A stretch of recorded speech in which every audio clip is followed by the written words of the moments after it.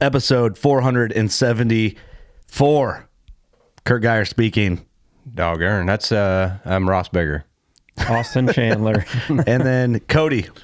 Cody Evans. I don't know your last name. Welcome to the podcast. Thank you. First podcast ever.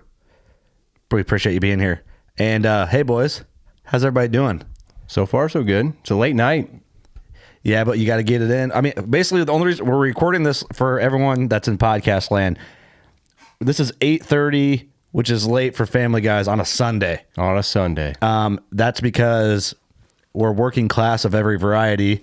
And really, Austin's a farmer, and the elevator's closed, and that's why we're here now. And I was actually dumping in the grain bin side all day, but I called it an early day. I mean, it's not every day you get all of our schedules to line up so we can actually get this done. So I'm like, you know what? We're going to knock off early tonight. I still got a 12-hour day in, so... I mean, yeah, you hustled. Yeah. And so for everyone wondering, like, where's Eric? Where's Doug? Doug's got work in the morning. Eric is at home with his wife and his new baby, Hudson. We're going to let Eric talk about that when he gets back. But he's the 2 jury episodes and the last couple episodes, he's been doing baby stuff, which, of course, right? Yeah, we were in Alaska, so congratulations, buddy. That's no awesome. kidding, man. Yeah. That's awesome. I think, and everyone knows, it, building up, I think you killed your bull the same day his son was born. No shit. That's awesome. Yeah. Pretty cool. Very cool. Pretty cool. And what's also sad is, on my part, we're recording this podcast before my mule deer podcast because I have to wait for Clinton Devon. Well, you got to have those guys on that one. I have to, yeah, But I also want you guys on it too. So we'll just see what we can make happen because it's tough, man. It's tough when you got a crew and you got to align schedules. But the most important thing is you guys didn't get eaten by bears. No. We're still alive. Still alive. Do you guys feel any more or less like men, or how, I still want to pack that 10 on my chest just walking around at home. Yeah. Yeah, I agree. Yeah. You know what I'm saying? You walk around with a 10 millimeter Glock on your chest for 10 days. You don't want to get rid of that. I hear you. It's part of you. I didn't have a gun in Wyoming, but Clint did. And there was one instance I was like, man, I might want one of them. But anyway, I would much rather have it in Alaska. So I get what you're saying. Like you probably felt a little tough, a little rowdy. We never saw any bear tracks, never saw a bear. That surprises me. I was worried for you guys, honestly. Well, they weren't too far from us. There was a group up there that saw a grizzly and 4 black bears. I just told these guys, I said, just for the peace of mind, I would never go on that trip without having something on me. Yeah. No, because the next time you go without a sidearm, you'd see bears everywhere you looked. It's better to have it and not need it. I relied on these guys to keep the 10 millimeters on their chest. You didn't have any sidearm? No, I left it back in camp. I did. I had a 45 and I was going to take that in. We bought ammo on our way up there and I'm like, you know what? Okay, let's go. Let's do a round table before we get into the story, all the stories. Scale 1 to 10. We'll start with Austin. How worried were you about bears going in? 2, 3. Wow, cocky. I mean, even if we saw one, the chances of like an encounter happening that was going to be scary, was slim to none. Right, I know. What about you? Oh, I was a 4 to 5 easy going in, just because we've been black bear hunting so many times, and it's like these things they can get vicious, and we're going up there in grizzly land. Like this could change everything. Right. So I'm Cody, what about going you? into it. Yeah, I was on edge. Yeah, it was kind of a 3 or 4. I wasn't really concerned about black bears at all. More grizzly. Yeah, of course. Like, the guys we talked to from the other camp, they actually come on a fresh kill, a moose kill that a grizzly had buried and stuff. So that'd make me a little nervous. But Yeah, of course. I was like a 6 or 7 worried for you guys. Just because, man, you don't know. And it's like... Well, I think a lot of guys are limited on this trip because they're scared of the grizzlies. Like my dad made the comment, he's like, I'll never go do that trip just because of the bear. And I'm never that worried about them. I don't think it's that big of an issue. Like you look at the number of fatalities or even run-ins with grizzlies up there that hunters have, it's a super low percentage. I guess I wouldn't limit yourself to go on this trip if you're afraid of the grizzlies. Like, yeah, and I agree. I mean, I got to a certain point. It was like day 2 or 3. And I asked these guys, I'm like, are we even really worried about bears right now? Yeah. I haven't carried a sidearm yet. We haven't seen nothing. Like it seems pretty safe out here. There was one point in the trip, everybody says that gets killed by bears.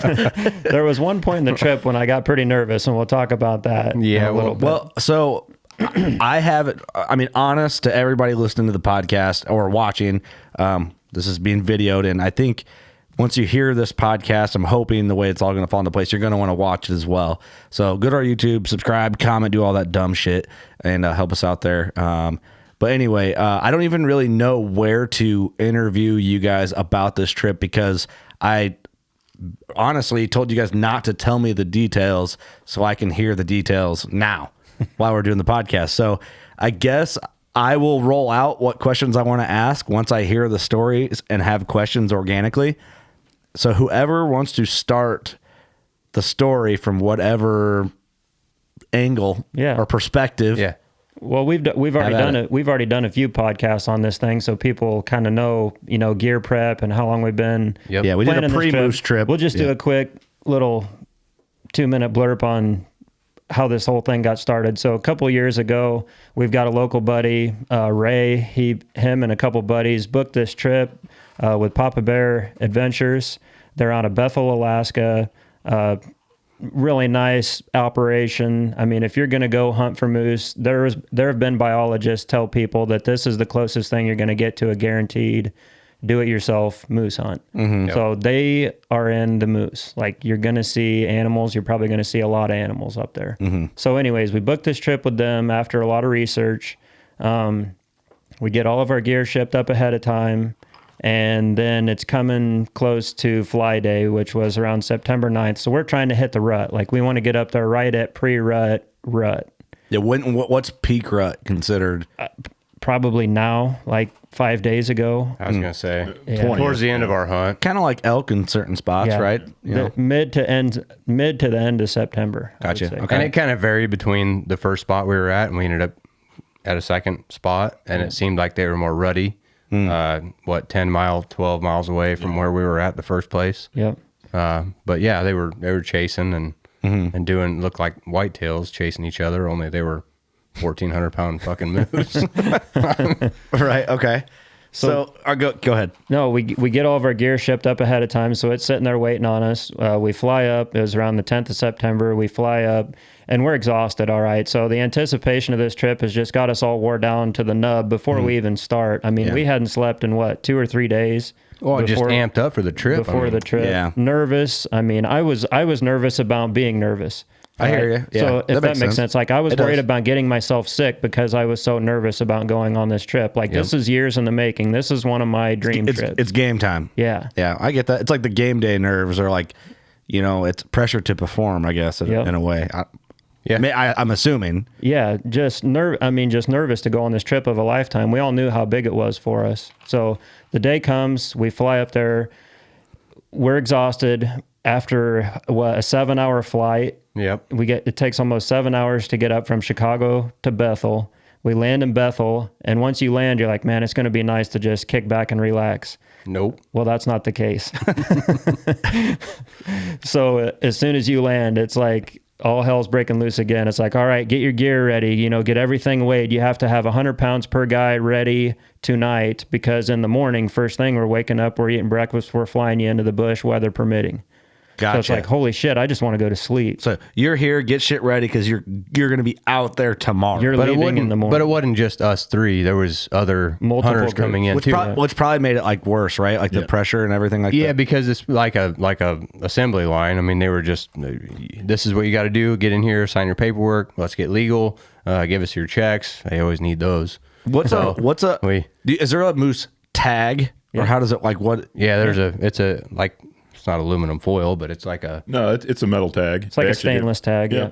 Tag. Cool. It's got a number stamped and associated with your license and everything. And they do that up there when you get there, or is it like already do you buy your tag there? We bought everything from Papa Bear. You can buy it ahead of time or you can buy it through them. So we just showed up, hadn't bought anything. They had everything laid out. Yeah. All the paperwork's done. All you got to do is sign on the dotted lines and give them money. So it's easy. Yeah. Is the tag pretty cool looking? Yeah, it's just a thin green metal band. Yeah, that'd be kind of neat to do something with that, right? Does it have to stay on the mount, I wonder, or the Euro mount? Probably doesn't have to, but it's cool if you shoot one big enough. Like you can't fathom how big around the bases are on these animals, but if you shoot one big enough, they give you an extender. So you have to lock Like the a extender 6-inch? in and put it around Yeah. the freaking base of these things, dude. No shit. And a few of those in the pile when we flew in had those on them. Yeah. They had the extenders on them. They were massive, huge moose. Okay, so And we've got the videos in there. So yeah, we'll get to these here. And if you're watching and if you're listening / watching on YouTube, you're gonna see some clips. We're basically gonna pull them up while we're recording and then overlay them in post. Wade Kemp's and we got our version of Jamie. We need to give you like a studio nickname. Jamie. To figure something out. Okay, so you get there. It's kind of like this crazy rat race. It's like you're feeling the nerves of the situation. I can only imagine. I get anxiety with that shit. My poops would be off. You know what I'm saying? Yep. That's how nervous I'd be. And dude, it was raining and blowing. Like the wind was blowing 30 mile an hour. It was rowdy. It was rowdy when we got up there, and they're like, "Gear up, boys! We're flying in this in the morning." And we stayed up till what? What did we stay up till? 11 o'clock. Yeah, I think it was 11. We all wanted to get a final shower, and it's kind of there's one shower, so everybody's trying to hit the shower and get your paperwork and gear, and we're stressing over. We're leaving half the stuff we shipped up there behind. No kidding. We had to trim some weight. Yep. Yep. So what do you trim? We left 2 guns. We left Ross's handgun. We left a rifle. You left it at camp, like I left it at base camp. Non-accessible Didn't camp. even bring it. Gotcha. Yeah. Okay. We were hot, dude. We were heavy on weight. So We forgot the 2 moose calls. Yep. Ross got light on chew. Yep. Got light on chew. Had to have the pilot bring us in. So anyways, We'll get to that. we had a plane fly in and bring us some shit when What else did we leave? What did we cut out? We cut the sled. I think Cody all of made it. us a real nice sled pen. Spent 3 days making this sled, and we had to leave it back. No shit. We cut a lot of doubles of stuff. I mean, we probably could have cut more. I think they let us go with 101 pounds. 101 a piece is what we ended up at. And 100 was the limit. Yep. Okay. And they got to stay strict to that because I bet you some dudes try to push it 10, 20 pounds. Oh yeah, for sure. Well, we tried really hard to cut, and we ended up cutting more than we wanted to, but We forgot a loaf of bread. Tawny threw a loaf of bread on the pile for us, so that was good. We needed the bread. So we had PB, not PB&J, but just PB. Peanut butter. Peanut butter. We had peanut butter on a slice of bread. Hey, whatever. It was delicious. Yeah, I'm telling you, when you're up there, it's delicious. Oh, yeah, dude. I can only imagine. Yeah, So, freeze-dried meals can only go so far, and it's like, damn it, I just need some peanut butter. yeah, eat a mountain house. You don't poop for 25 days. That's what I did. Me and Cody had no problem with that. So probably the opposite sometimes, but okay. So you get in there, you're getting everything going, recutting gear and all that, and you're flying out the next day, staying up. Yeah, because flying, for me, it burns me out. Oh, we absolutely. were jet lagged, not to mention exhausted before we even started. And then you get up and you go through this, you're up late, you're like, God dang. So we slept well. I mean, I slept well that night. I was just beat down. Yeah. We wake up the next morning and it is howling. Oh, yeah. It's raining and it's windy. And she's like, visibility is right at limit right now for our planes to take off. We're kind of right on the edge of being able to fly right now. So I was nervous about flying on these Float planes. float planes anyways. 1959 Beavers. Yeah. So I saw this weather. I'm like, holy shit, we're getting on a little airplane in this. It's going to be blowing you all over We did. the place. Dude, it's so cool. We packed up, and we packed up in what was that, like a 6-door Yeah, it was a diesel triple cab. triple cab.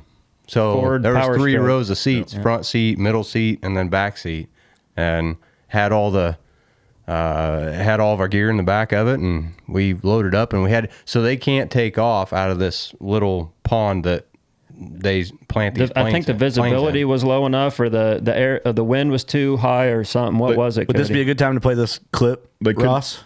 They couldn't take off heavy. The plane clip? Yeah. So We're getting ready to walk There's a out. different And one, you have to put your waders on to load the plane. So you're walking into 2 foot, 3 foot of water to load the plane. So is this the footage of the... This isn't. I've got takeoff somewhere, but yeah, this is getting close. you see what he's doing there with his arms up there. Cody, you can talk a little bit about the aircraft. Yeah. Probably it's a 1959 Beaver. It's all mechanically controlled. It's All right, an hold old on. aircraft. 1959 is the year this thing was made? Yep. Yep. All right, already sketchy. Hey, man, after flying in them, I wouldn't hesitate at all. Their Really? maintenance Yeah. on these things are top notch. Yeah. They're a 9-cylinder Pratt & Whitney, supercharged, and they're just phenomenal planes. Super smooth landings. These guys were talking earlier. They had to have a minimum of 2 miles of viz and a 500-foot ceiling. So really? We had to wait just a little bit in the morning to take off. Ross's eyes. I don't know why it's playing why is it playing in slow mo? Oh, that's good. I don't understand why it's playing in slow mo. So, what was the visibility? 2 miles? 500 feet. Yeah, we only had 500 feet. They said 2 miles was minimum visibility they had to have in order to fly, and then a 500-foot ceiling. So gotcha. These planes fly between 500 and 1,000 feet normally. Okay. So, like I said, they had to have a 500-foot minimum ceiling to fly. So we waited around probably a half hour. I don't know. We ate breakfast, and then we were kind of bummed out because she's like, well, it might be a little bit before we can get off the ground here. Yeah. Actually, come in, 15 minutes later? She's like, let's go, load up. Yeah, load them up. And they take us over to a bigger pond because they can't take off heavy in the short water space. Oh, right. That makes sense. 5 minutes from the lodge, like in the same little town. The water's right there. Yeah. Just to get more run time. Yeah, basically. Yep. Because they're taking off. I mean, you figure us 3 guys and stuff in gear, 1,200 pounds or so. Yeah, these beaver planes are workhorses, okay? So they're not designed to go fast. They're like, 100 miles an hour is what they cruise at, but they're designed to carry a lot of weight. They got a lot of torque and horsepower they got right off the rip. 4 guys and, what was it? Probably, I don't know, 100 pounds apiece, 300 plus all the camping gear, probably 500 or 600 pounds of camping gear. Damn. So... he was loaded pretty heavy. Yeah. Yep. They're designed to go slow and burn a lot of fuel and carry a lot of weight. But it was just an in and out. Like when she said, hey, it's time to go, like we threw all of our shit in the back of the truck, totes, guns, everything. It's an old muscle car of an airplane. Yeah, it is. And once they get up to speed, they don't like high rev and go even faster. They just bog through. We're cruising at 2,000 RPMs right there. I mean, no shit. Putting along. Just cruise controls on. You're on the interstate. Just blah blah. Go. That's awesome. It's fun to watch him because you can watch him move all the controls and actually see what he's doing and adjusting. And it's wild. I was so terrified to get on that aircraft, and after doing it, if that guy could have flown me all the way back to Illinois on that thing, I'd have done it. Really? I enjoy that 10 times more than a big jet. Yeah, I honestly hate flying. Yeah, I don't like it. I would rather drive. That honestly was a blast. Yeah, that looks like quite the experience. And we'll get that footage on the video podcast if you're listening and are curious to see it. So we hurried up and threw all of our shit in that truck and then got to the river and unloaded, and it was immediately testing our Sims waders out, hip waders out, and it was load the plane. He backed up there, pulled it back. By the way, let me add this in. If you're curious about gear and what gear was packed, go to the pre-Moose Trip podcast. It's all covered there. We're not going to do it all. We'll do it in a little bit, but a little detail, but not the same amount of details we did on that episode. Yep. So we grabbed all the stuff and we started walking through the water and loading the plane, and it's like, all right, now we're getting wet right off the rip. Here we go. And then got in that thing and started floating around and all over the place. The wind was blowing. It was raining. I mean, it was a little sketchy. We had close to a 30-mile-an-hour wind when we took off that day. Could you feel it while you were in the plane? Oh, yeah, dude. It was rocking back and forth. It wasn't as bad as I thought it was going to be. Really? It wasn't that bad. But we actually took off. We flew about 40 miles, and he decided he needed to set it down. So we just found a puddle of water. We set it down. There's so much visibility. So much water up there. Like he's like, all right, here's one of my refuel stops. So refuel. He called it a fuel stop or something like that. I'm assuming they had fuel stash there. They called it fuel stash. Yeah. Is what they called it. So really? We actually tried to fly around this front and couldn't get around it because it was just the visibility was too bad. So he's like, all right, boys, we're going to put her down for a little bit. So he's coasting, put it down on this body of water, and we're just floating out in the middle of this body of water chilling for out. Half hour, 45 minutes, just bullshitting with him. Yeah, kick the doors open. Kick the doors open, put in a dip of chaw, and just sit there. And it's just floating around in the pond or like It's like floating on a boat. We're just hanging out. That's kind of cool. It was cool. Wild, dude. I took some video of that. And there's no pressure because you can't hunt anyway because you can't hunt the same day you fly. Exactly. Right. So you guys are just like, I mean, how did you know at this when you did that little, we're going to wait it out and kind of kick it. How much longer did you have till destination? He told us 15, 20 minutes. Oh, so you guys were just hanging out. You guys weren't in no hurry. Yeah. So it was 100 miles north of Bethel, and we go about 100 miles per hour. So right around an hour flight. So we made it about halfway through and then set it down for a little bit and chilled. And he's like, all right, it looks good enough. Got her up and going, and right on through the clouds we went. That's freaking cool. So they did a really badass deal where he just flew around where we were going to camp. So we got a map before we left base camp. So we had this map sitting there, and he had a little red circle there where we were going to supposedly set our tent up. And he got in there and he goes, I'm going to fly around it twice. I'm going to do the right wing or left wing first, go around it, and I'm going to flip over and do the right wing, go around it, and we're just going to show you everything that's down there. I guess you can see everything and take pictures. I would honestly take video if you would. And we did. Kind of as like your interactive map. Yeah, basically, once you get on the ground, then everything looks totally different. Right. So we did that, and geez, we were counting moose left and right. I mean, it was stupid. Even before we got there, there was like a mega standing out there. I'm like, huge moose right there. Holy shit. And how are you spotting them? Just seeing their antlers, paddles? Just see big old paddles. Big old white paddles glowing in the sunlight. We're 600 to 800 feet above them, and you can just see them old paddles glowing. Yeah. But then we fly over and you could see a bunch of them bedded down. There's cows, calves, big bulls, little bulls, lots of little bulls. And we were just kind of floating in. And anyways, we ended up landing. And as we were coming in, Cody and I were able to see this great big bastard right next to the water, taking off, running. He had a cow with him and he was running away. I'm like, holy mega, like that is a giant. This is like, what, 300 or 400 yards from our camp. There's a mega running away. Like as soon as we're dropping the plane in, there's a big one already on that body of water. No, so you guys, like, hopes are high. Well, yeah, obviously there's moose in the area. I counted 8 moose out of my window as we were dropping into camp. Like there's moose. That's awesome. Yeah. So we end up floating right up there. He parks us. He's like, all right, be quiet. Just get out. We'll unload all the gear. Basically, they're just there to dump us off. Mm-hmm. They're not helping set up tents, camp, nothing. Yeah, you're setting gear on the edge of the water, and you push the plane out, and he goes bye-bye. That's got to be a little nerve-wracking. But awesome. He's like, your little campsite should be about 50 yards right up there, and gave us a little finger, like, go that direction. So we unloaded there. Yeah, he had no idea. No, he did. He's like, I don't know, dude. It could be there. I might have forgot. But at this point, like, we're like, for sure, we're getting in there with nobody had been there yet. Like this is as legit as it could get, and it's probably as good as it can get. Yeah. And so we unload all of our stuff. We start marching up there. He goes, "Your tent's that way, or your camp's that way. Go up there and set up everything, your tent and your kitchen and all that." Well, we start walking up there. No shit, we were like 20 yards away from where we're gonna set our tent. Look over, and there's a big ass shed laying right there. Oh, really? Yeah. Did you get to keep it? Yep. We brought it home. No kidding? Yeah, we're going to have Dana do a little awesome. We figured you'd appreciate it for some studio art. Oh, that'd be fantastic. Yep. For real? Yeah. Oh, no shit. Dude, yeah, let's do it. Let's put it in here. It's cooler than hell. So I wrapped that up with my moose inside his right antler, and we wrapped it up real nice. And no kidding. We got it all. Oh, dude, that's awesome, man. So anyways, the top side that was showing next to the sun's weathered out and looks like crap, but you flip it over and it's just like golden dark brown. It's awesome. Man. Yeah. No, is it a pretty decent one? Yeah. It's a decent sized bull, probably bigger than the one I shot. It's got some, like the edges are kind of rough on a few of the top points, the short ones, but it's pretty good shape. Cool, oh yeah, man. It's great, dude. Dana will do something cool with it. Awesome.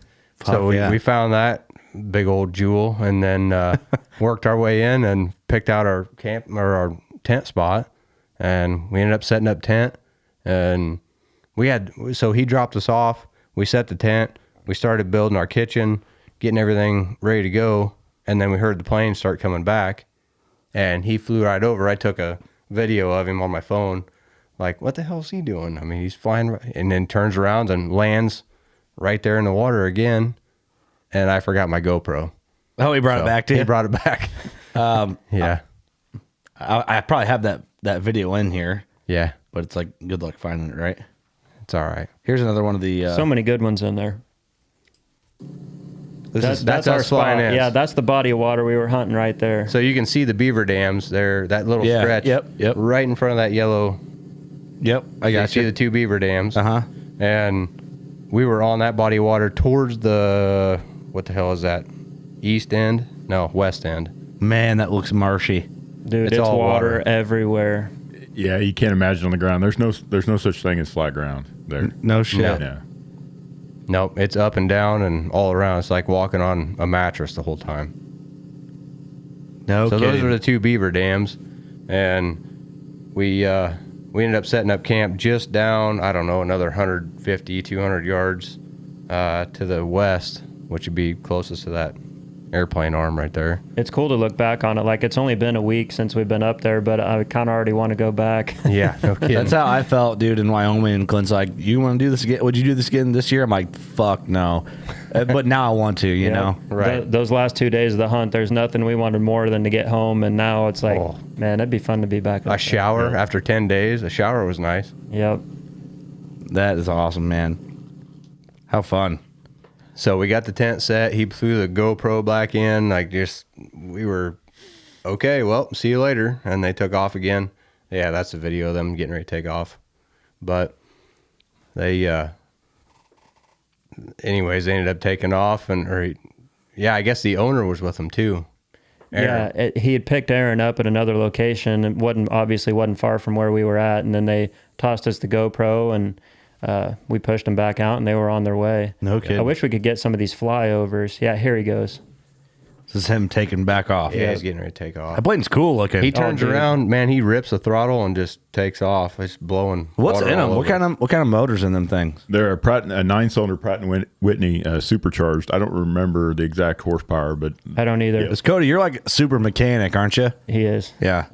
9-cylinder though. He wouldn't say it himself. Who's heard of that? But they talked to us a little bit about what it costs to operate those aircraft. So they do a full rebuild on that motor at 1,600 hours.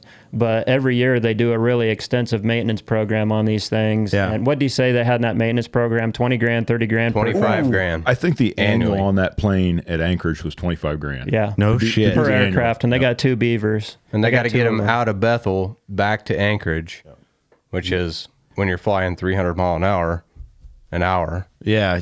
But it'd take them a while to get there. He told us overall that the cost of operation on that aircraft was about $450 an hour. Yep. Really? Time you figure everything in, that's about what it cost per year to fly it. Okay, I'm not gonna lie. I was under the impression that you guys had a big canvas wall tent.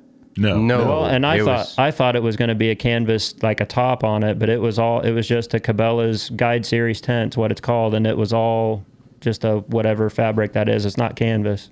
Oh, that's what I thought. Like all three of you guys would be staying in the same tent. That's him flying over right before they ended up landing. It didn't look this tent in here in the beginning of this video. Oh, that's it. That's it. I'm Well, expecting like a Trey Heiner type camp tent. No. Like just one, you know. No. Yeah, this is one, but it's not very big. It's a 6-man tent. That's something you take your kids camping in on the weekend. We put all 3 of our cots in it, and there was enough room to throw gear kind of under the cots and around them. But there wasn't a lot of room for anything else.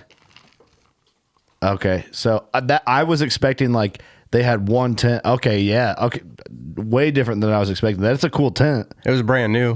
We pulled the tags off of it when we opened it up. Yeah. It's got a nice little porch on the front of it, like a rain porch. Vestibule. On the front of it. Yeah, there you go. Nice vestibule. So we could. Wow, that is nice. I mean, it rains a lot up there, so it's nice to be able to put your boots or whatever under that, your packs, and zip that shut and keep it dry overnight. Look at that, right in camp. Are you guys big old pile of poo?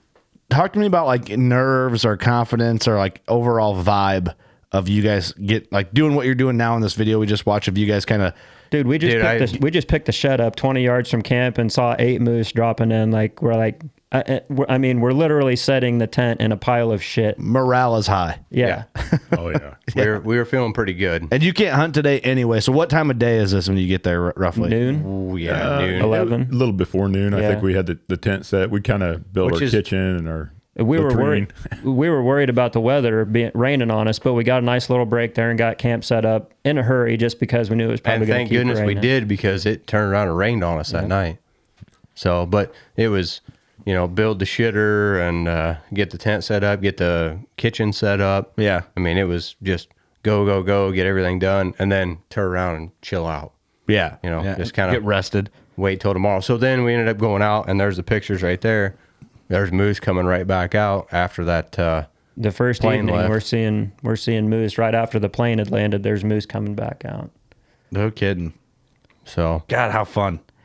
All right, so walk me through like what's next. You guys get everything set up, and you're kind of just waiting on opening day, I guess, if you will, for you guys. Because so we went to bed that night, and Austin was like, "All right, what's the game plan?" And Cody and I were kind of both looking at each other like, don't really have a game plan. I guess we're gonna go hunting tomorrow, but I got nothing outside of that. Right. Who's shooting first? Don't give a shit. Like, we were just kind of hanging out. In your guys' heads, like the day before, like all going out together, splitting up. We ended up going all together, and it just, it's a brand new spot. We just got there. We have no idea what we're doing yet. We just needed to kind of feel the area out. Obviously, there's moose the night of flying in, showing up on the water. We had our blow-up boat. We had a chance we could roll across the water and make a move on them, but it's day one. So, that's actually the evening of day one right there. So we had a really fun hunt the first day. We all sat together. We decided Cody was going to be trigger man if we got a shot on anything. Ross brought his bow. Cody brought his bow. And then I think I was packing the rifle just in case a beast showed up. But, we ended up seeing like 7 or 8 bulls that first night. Yeah. No shit. We did. Of hunting. First day of hunting. First night of hunting. Yeah. We were sitting on that body of water and just kind of getting a feel for the area. We thought it was smart to tread lightly. Like, start making small circles away from camp. Don't just try to get aggressive and blow in beeline to a certain area. Yeah. Smart. We'd never hunted moose before, so we didn't know what we were getting into, but we just kind of sat up and observed, and actually this group of 3 or 4 bulls come out, and we got to watch this dude swim across the water, like probably 100, 150 yards in front of us. Yep. And you'll never forget the first moose that you see in the wild, because you're looking, 200, 300, 400 yards away, and you're used to seeing deer. Yeah. And when one of these freaking dinosaurs step out, it's like, it's insane. Oh my God, look at the size of that freaking animal. Yeah. They're just huge. It'll blow your mind every time. I've actually seen, you for that. When I hunted in Colorado, we were in a really good moose unit, and I had Jeremy from Buckstorm. We saw 2 Shiras moose, and he was like, dude, both those bulls are Boone and Crockett, 2 studs, and they were huge, and they were like what you're saying, way far away. But then we've seen a couple other bulls up close. Yep. But but they different subspecies of moose. Like, I think these are a lot bigger. I've seen moose in the wild in Utah, but it was like out of a pickup. When you're hunting for them, it's just different. When you're like sitting there waiting in the anticipation of this animal coming out, and they finally do, it's like, oh my God. It's just crazy when you look at a limb, say 200 yards away, there's a limb hanging out in the field, and then the moose walks out where you would expect a deer to walk out and know that size. The moose walks out, and he's another 8 feet above that limb that you were just looking at. It's like, holy shit. He looks like he's 50 yards, but he's really 200. Yep. Okay, so I'm just going to shut up for a little bit and let you guys break down the rest of day one. Yeah. It was towards the evening when we were seeing all those bulls, and we're just jacked up. We're like, man, we're just seeing moose everywhere. The biggest bull we saw was, I don't know, 30s, maybe 40. Not a big bull, but a decent enough sized one that it got us excited. Like, damn, there's some good moose. But hell yes, it was exciting. I mean, we were seeing moose on the first day. Yeah. Like, it was, and groups of them. And earlier in the day, we'd cow called and had those 2 stand up and went down around the point when you and I moved down. Yep. And that kind of changed the hunt for us, because it kind of gave us a path of where they traveled too. You know what I mean? That definitely kind of set the pace for the rest of the hunt. Yeah, absolutely. You learn a lot real quick. And I mean, you guys are all hunters, so it's like your adaptability is a little quicker than someone who's never hunted. So, okay, cool. So is that day one right there? Can't think of much else to add to day one. I'd say we go back and we went back to camp and we ate our mountain house. We got our shitty water filtration system out. Catadine sucks ass, by the way. Yeah. What is it? What kind of filter? False advertising. I like the concept of the system, and I think they probably do have different filters, but the filters we got were absolute garbage. They were supposed to filter like 400 gallons of water. We got maybe 40. Not even that. No. We got like 4 to 5. We couldn't get 4 gallons out of a filter without cleaning. They were really, and the water we were putting in was not that. Describe the type of filter, because I don't. It's just a foam filter. It's just like a miniature filter. version of what you'd put in your house on an inline filter. It's a paper filter with a wrapping around it to try to protect grass and big debris from getting into it. Yeah. And there was no big debris in it, and this thing would clog up after a couple jugs. Yep. We ended up through the hunt. We had 10 days in the field of using this thing. So I brought 3 spare filters, or 3 total filters with me. So after day number 3, we've already used 2 of the filters. So we're like scratching, we'd pull them out, we'd scratch the filters clean, rinse them off, blow through them, get air to start circulating back through them, and then reuse the filters. But they show you in the commercial that you can just go fill it in the water, like pull this thing through the water and fill it up through the mud, like it was brown water. Like at best, we had like piss yellow water that went through this thing. It wasn't like full of debris. You guys are just getting beaver fever out there drinking beaver piss. That's what we were worried about. Well, that's what I told them. I'm like, okay, so how long can we scratch on this paper filter before we compromise the integrity of it? And we're all getting sick as shit from it, you know? You know what, though? It's got like a purifier in it, too. And it was, damn, I mean, it tasted great when it By the way, there were beavers everywhere up there. Beaver fever's a thing, dude. Oh, that's what we were concerned with. I bought, before Wyoming, per Clint's recommendation, a Grail water bottle. Okay. And you fill the water bottle, like lid pulls off, and there's a filter on the bottom, and it's good for like 200 gallons. And then you fill like the body of the water bottle, and then you pump down the top, and it filters it as it pushes into your water bottle, and you just go. So I have like one of those bag systems where you fill like a dirty bag and put the filter on it, and then you squeeze the bag. And I didn't want to fuck with the bag, so I bought a stupid $90 water bottle, but worth it. Yeah, if it works, I mean, that's everything. That's your lifeline in Alaska. You have to have good, clean water to drink and to eat, you know, for your mountain house. So I want to continue on that after we talk about day 2. Yeah. Day two Let's is start day 2 and then go into how much we need water. Yeah, go ahead. You take day 2. So day 2, we get up and we start rocking and rolling. Everything's, I mean, what we got out there, we started scoping out moose. There was that cow and her calves, and calf, and they came to the water first thing in the morning. We went out and we didn't spot anything, but we had a game plan on where we were going to go. Well, so we just saw those 4 bulls come out the night before. We had a beast raking, remember? Yep. We could hear in the morning. So sound carries a long ways up there, and Cody was on one end of the water. Ross was on the other, and I was kind of in the middle, and we could all hear this same bull raking. And I made my move all the way up and got as close as I wanted to get without busting him, and he's just shredding a tree back in there, grunting and shredding this tree up. So then I walked back to the boat because Ross and I had crossed the body of water in this boat. So we go back up there and meet, and then go back at lunchtime and get a game plan together. Yep. So we got the game plan together. We just saw those 4 bulls come out the night before in that certain spot, and then that one swam the river or water or whatever. Yep. But I'm like, you know what? I'm gonna follow what they did last night. I mean, surely they'll come back out tonight. So I'm gonna go over there, and first bow opportunity, like I want a decent bull, but I'm willing to shoot something smaller just because I got my bow. Right, of course. And the experience and just everything, yeah. Yeah, I mean, it's just like, I got to set up on this spot because this is a spot.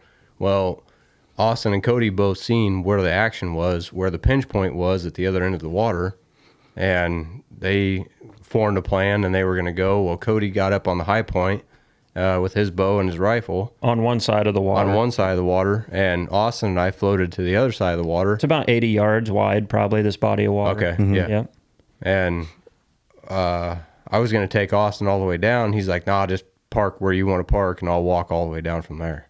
So, and he did, and it was a long ways. I mean, it was a lot probably longer. 400, 500 yards, something like that. It was a march, and it was like through the marsh and the water and all that. I mean, it was tough to get there, I'm sure. Yep. And we both talking about Zolios a little bit, but we both said, let's turn the Zolios on and we can communicate back and forth, just like texting your buddy. It's kind of crazy. We're in Alaska and we're texting each other. Yeah, satellite texting. So we started, he's like, all right, 6 p.m., turn them on. We're gonna touch base. And I turned mine on at 10 till 6, and I already got a message from him. I think I just killed one. No shit. I'm like, holy fuck.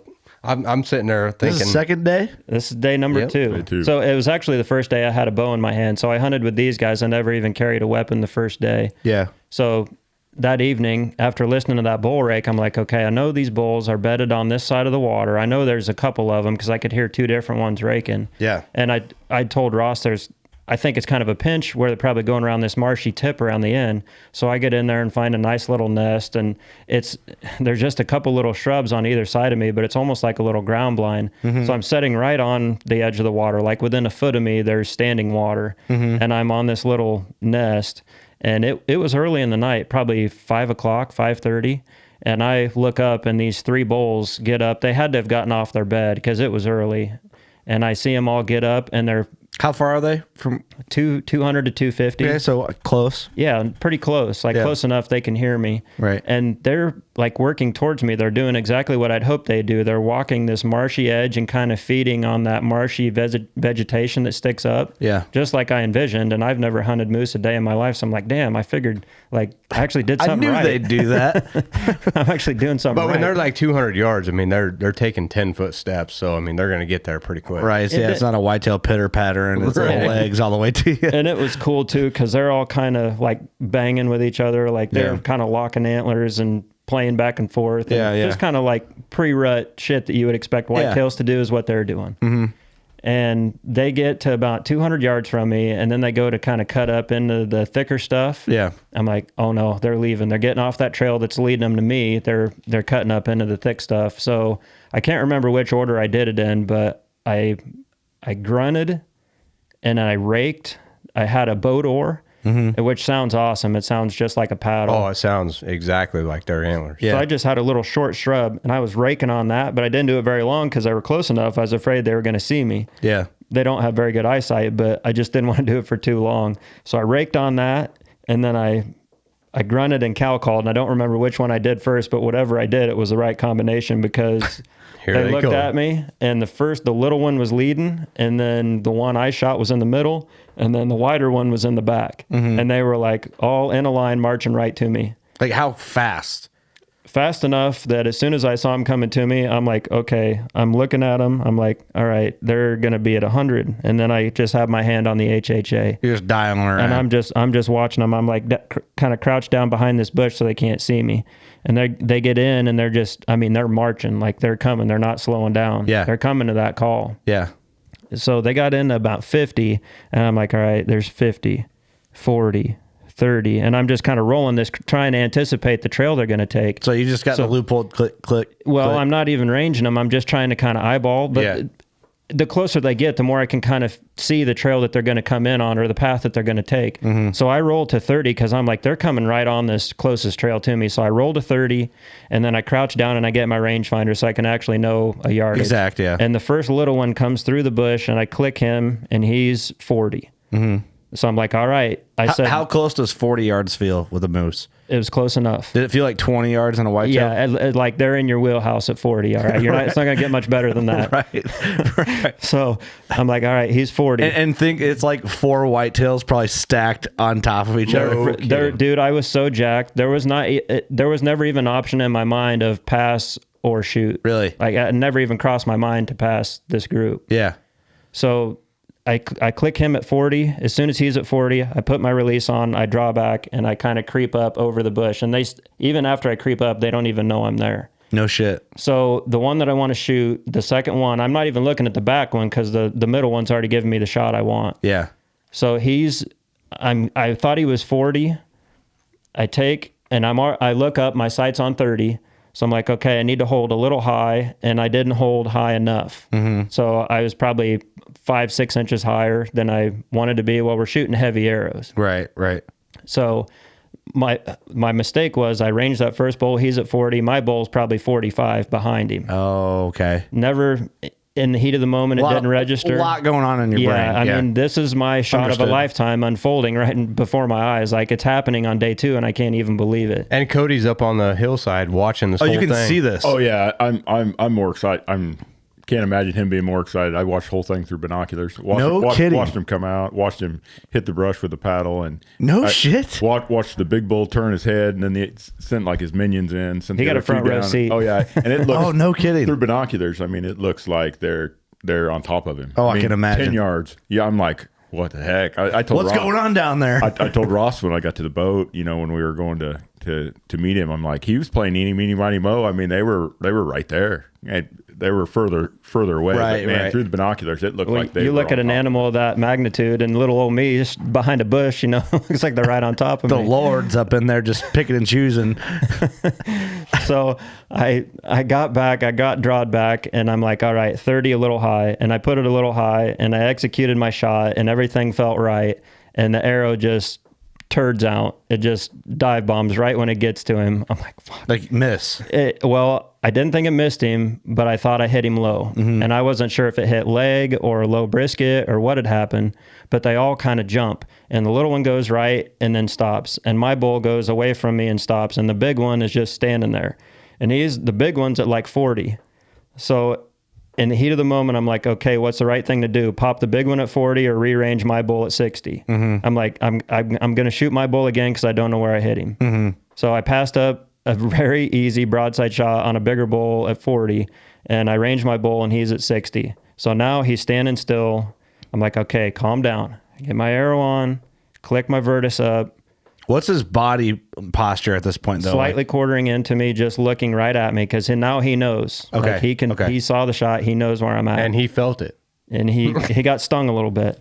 Ouch. So he's just standing there looking at me. So I roll my sight to 60. Okay, hold on. And I'm sorry, Cody, because you're watching this. Did you see the shot, the first one? So I saw him draw back through the binoculars. I never actually saw the arrow let go. Okay. But I saw him drawn back, and I saw him let up. So okay, gotcha. I knew he shot. I mean, I'm ecstatic. I mean, right. Okay. Like I said, if there'd have been a bull standing behind me, I'd have been screwed because I was focused on him. But like I said, it was just it was awesome. But like I said, the second shot. Okay, this is where I don't know. I don't want you to go too far. No. I just want to get your perspective before we got to your 60-yard situation. Sorry if I cut you off. I just wanted to. I don't want to go backwards. I want to build You're trying the to paint the whole picture of what was going on there. Yeah. So I get it rolled to 60. I'm like, all right, he's standing there. You've done this shot 500 times, probably 5,000 times in the backyard. Lock on, draw back, kiss her button, looking through the peep, and I execute the shot perfectly. And the arrow goes, I can see the little green nocturnal going, and it loops up. I'm shooting a heavy victory arrow, drops in, and right behind the shoulder, maybe 4 or 5 inches higher than I would have wanted it to be. Mm-hmm. And when I hit him that time, it was not the same reaction. Like, he fucking blasted out of there. I've never seen an animal that size move that fast. Oh, no kidding. And when he ran, so I shot him on his left side, and when he ran, he turned and actually ran towards the direction I wanted him to, so the pack would have been nice and easy towards the body of water. I'm like, oh, fuck, this is perfect. And he's running. I can see the arrow hanging out of him. Like, there's quite a bit, a couple foot hanging out of him. But I knew as it was going to him that it was in a pretty good spot. Like, I'm like, if it's not in the shoulder, then that bull is dead. And I could hear him running and crashing. And it is probably, I don't know, 10, 15 seconds. I could hear him crashing. And then it stops.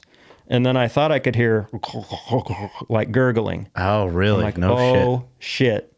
Like, it's giving me goosebumps now just retelling the story because I haven't went into this much detail since it happened. Yeah. But I'm like, I think I just killed him. And that's what he sent me on the Zoleo. And I think I just killed one. I was honestly kind of stressing, like, well, I'm going to miss Ross's Zoleo time. Like, I kept looking at my phone, like, all this is happening at the same time I'm supposed to be checking in with Ross. Sorry, Daddy, I was late, but I killed one.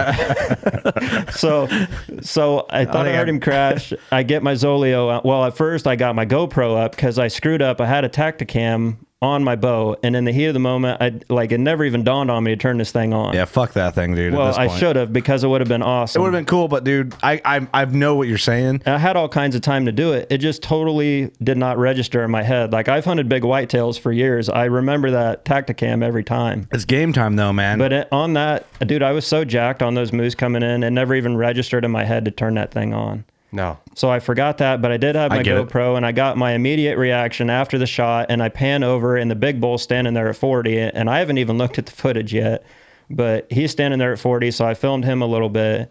Do I have that footage on the computer here? It's somewhere. I don't know. It wouldn't be in your stuff, would it, Ross? No. It's on my GoPro. Okay.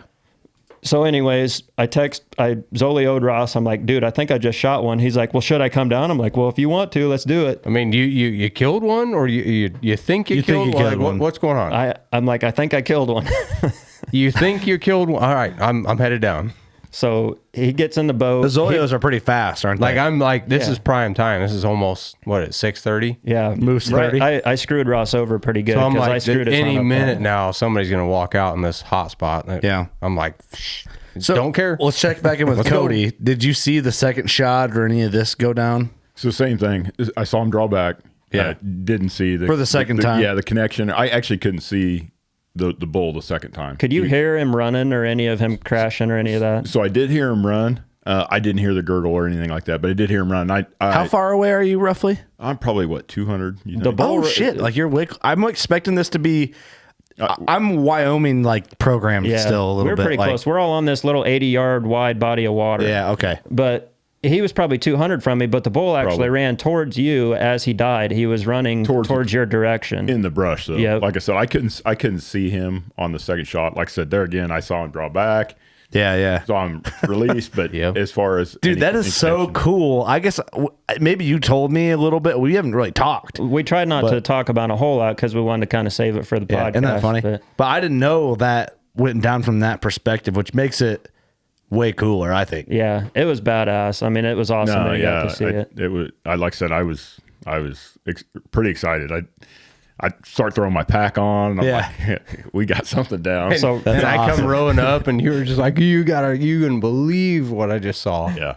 Ross is doing 360s in the Pro Pioneer boat coming down. This goddamn Pro Pioneer boat. Piece of shit. It does 360s. You can't keep it straight. Why? Because you're paddling on one side. Well, dude. So 2 guys in it, but you picture 3 guys with gear. It's a flat bottom blow up boat. I mean, you're pretty much on a. Is that this blue thing? Oh yeah. I really don't want to cuss it too bad because it did keep us alive and dry. Ross was getting pissed at me the first day. He acted like I'd never been in a canoe before. Like, oh yeah, I swear to God, I was right there. I'm like, Austin, you got to. I mean, seriously, I was a goddamn Boy Scout, Ross. Okay, I've spent some time in a canoe. He's like, I made a birdhouse in my time. Like, hey man, you're hanging out with some Eagle Scouts right now. I'm like, okay, we'll paddle the fucking boat, dude. Or stop paddling, whatever it takes. We got a better story later on. You had a shitty Boy Scout program. That's funny. Oh, dude, you can't, Ross. If you're with Ross working or doing a task and you're not doing it up to Ross's par, you're getting an earful. Well, that's how you know you're a boss. He gave me an earful that first time, but then I'm like, all right, big boy, let's switch up. You take the steering job. And then he realized it wasn't me, it was the damn boat. It was the boat.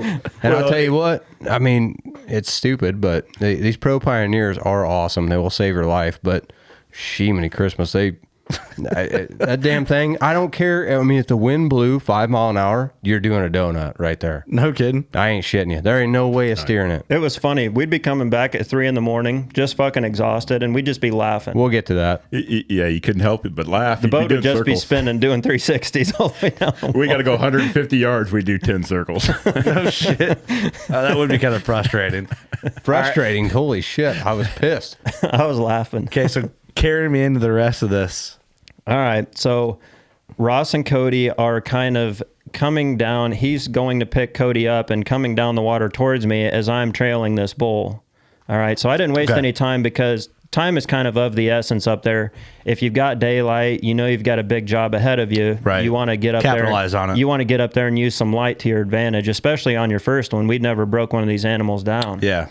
So I'm like, okay, I go up. I try to find my shot. It took me about 20 or 30 yards, and then I start finding blood. Mm-hmm. And it's drops on the ground at first. I'm like, well, it's not as much blood as I'd hoped for, but I knew it was just probably an entrance and not an exit.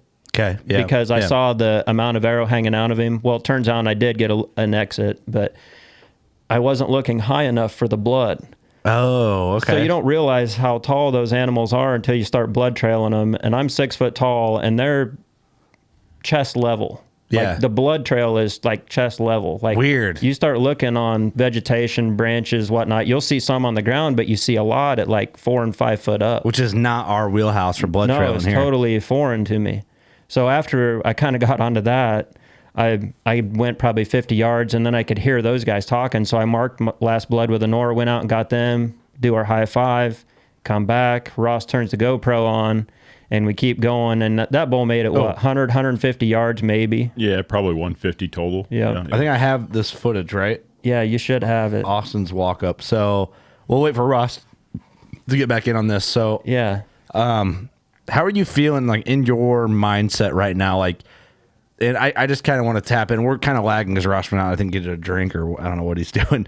I kind of just want to know your mindset a little bit of, like, you shot a moose. You fucking shot a moose with a bow. I accomplished the biggest goal of mine of the trip. Like, the goal is for us all to go up there and come back home and not cut a finger off, right? Right, yeah. But we all wanted to kill moose, and that's checking one off the list on day number 2. Like, I'm setting the pace right out the gate of where we want to be. We all want to be successful on this trip. Yeah, yeah. So day number 2, I think we're all going to get bloody.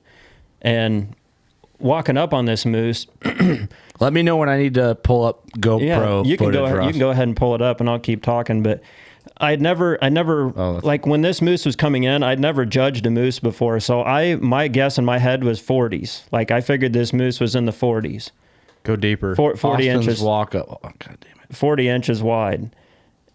And when we get up on him, he's not, I misjudged him a little bit. Is this what I want? This clip?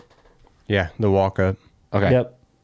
So I misjudged this moose a little bit. He's in his 30s. He's not 40. So he's what I would consider a small moose. Oh, really? There. Yeah. Like, out of the pile of moose that we saw at the lodge, this moose would be in the bottom 2 or 3. I mean, he's not a very big bull. He had nice, like, decent paddles on him. You know, I would say a nice representative of the species if you're anywhere other than Yukon, Alaska.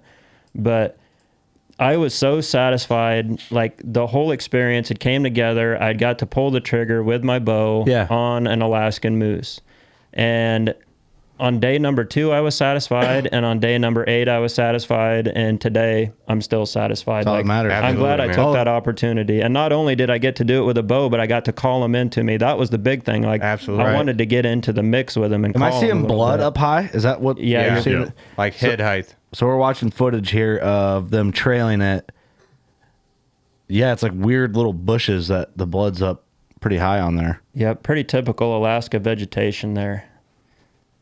But he shot him high in the lungs, and when they stand 10 feet tall, I mean, they're brushing branches. Not only that, like when they're like the air trying to push through deflated lungs, it's probably kind of spurting out kind of strangely too from what we're used to, you know? Yep. Oh yeah. Well, it destroyed his lungs when we opened him up. There wasn't a whole lot nothing left of his lungs. I mean, he toasted him.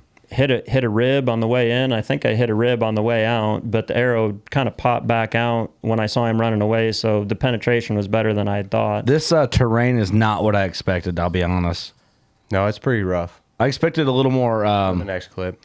Well, and the deceiving thing on the video is it looks flat to walk on. Yeah, that's not flat. No. Every step's 6 inches different. Well, there's they're trees, but they're almost like bushes, and they kind of grow low. So you're tripping over those, stepping over those, uneven terrain. I mean, wet, marshy terrain. Just a real nightmare to pack heavy loads on. But luckily, out of all the moose that we shot, I think the furthest pack we had would have been less than 200 yards to the water. Oh, no kidding. So these beavers can come in on a good body of water. So if you do kind of stick to the plan that we did and hunt close to these bodies of water, the pack job's not really that bad. Really? Yep. So we're watching some footage now. Right here's when we're getting ready to walk up on him.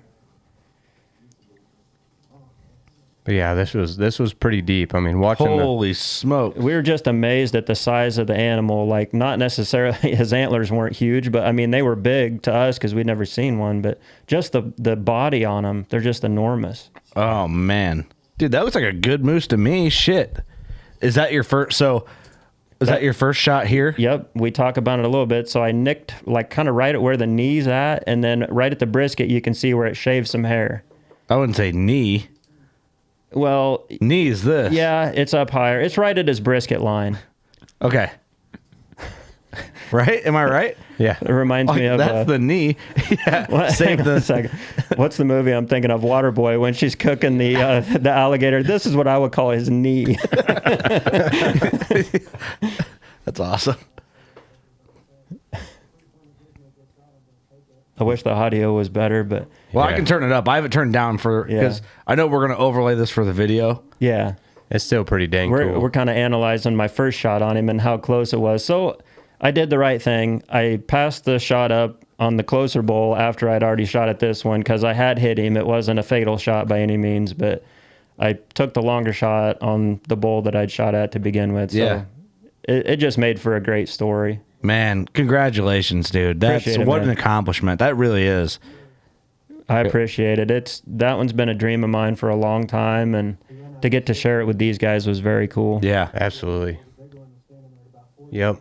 It was a lot of work, but man, it was fun. We ended up spending about 5.5 hours on that bull, cutting him up and getting him quartered out. And I can imagine. Yeah, that's like a whole separate podcast just on cleaning one. We got a whole system Dude, down all there. I ask is, we got it. I want to have a party with all you guys here at the studio, and we cook up moose steaks. Oh, dude. yeah. You know, it's legit.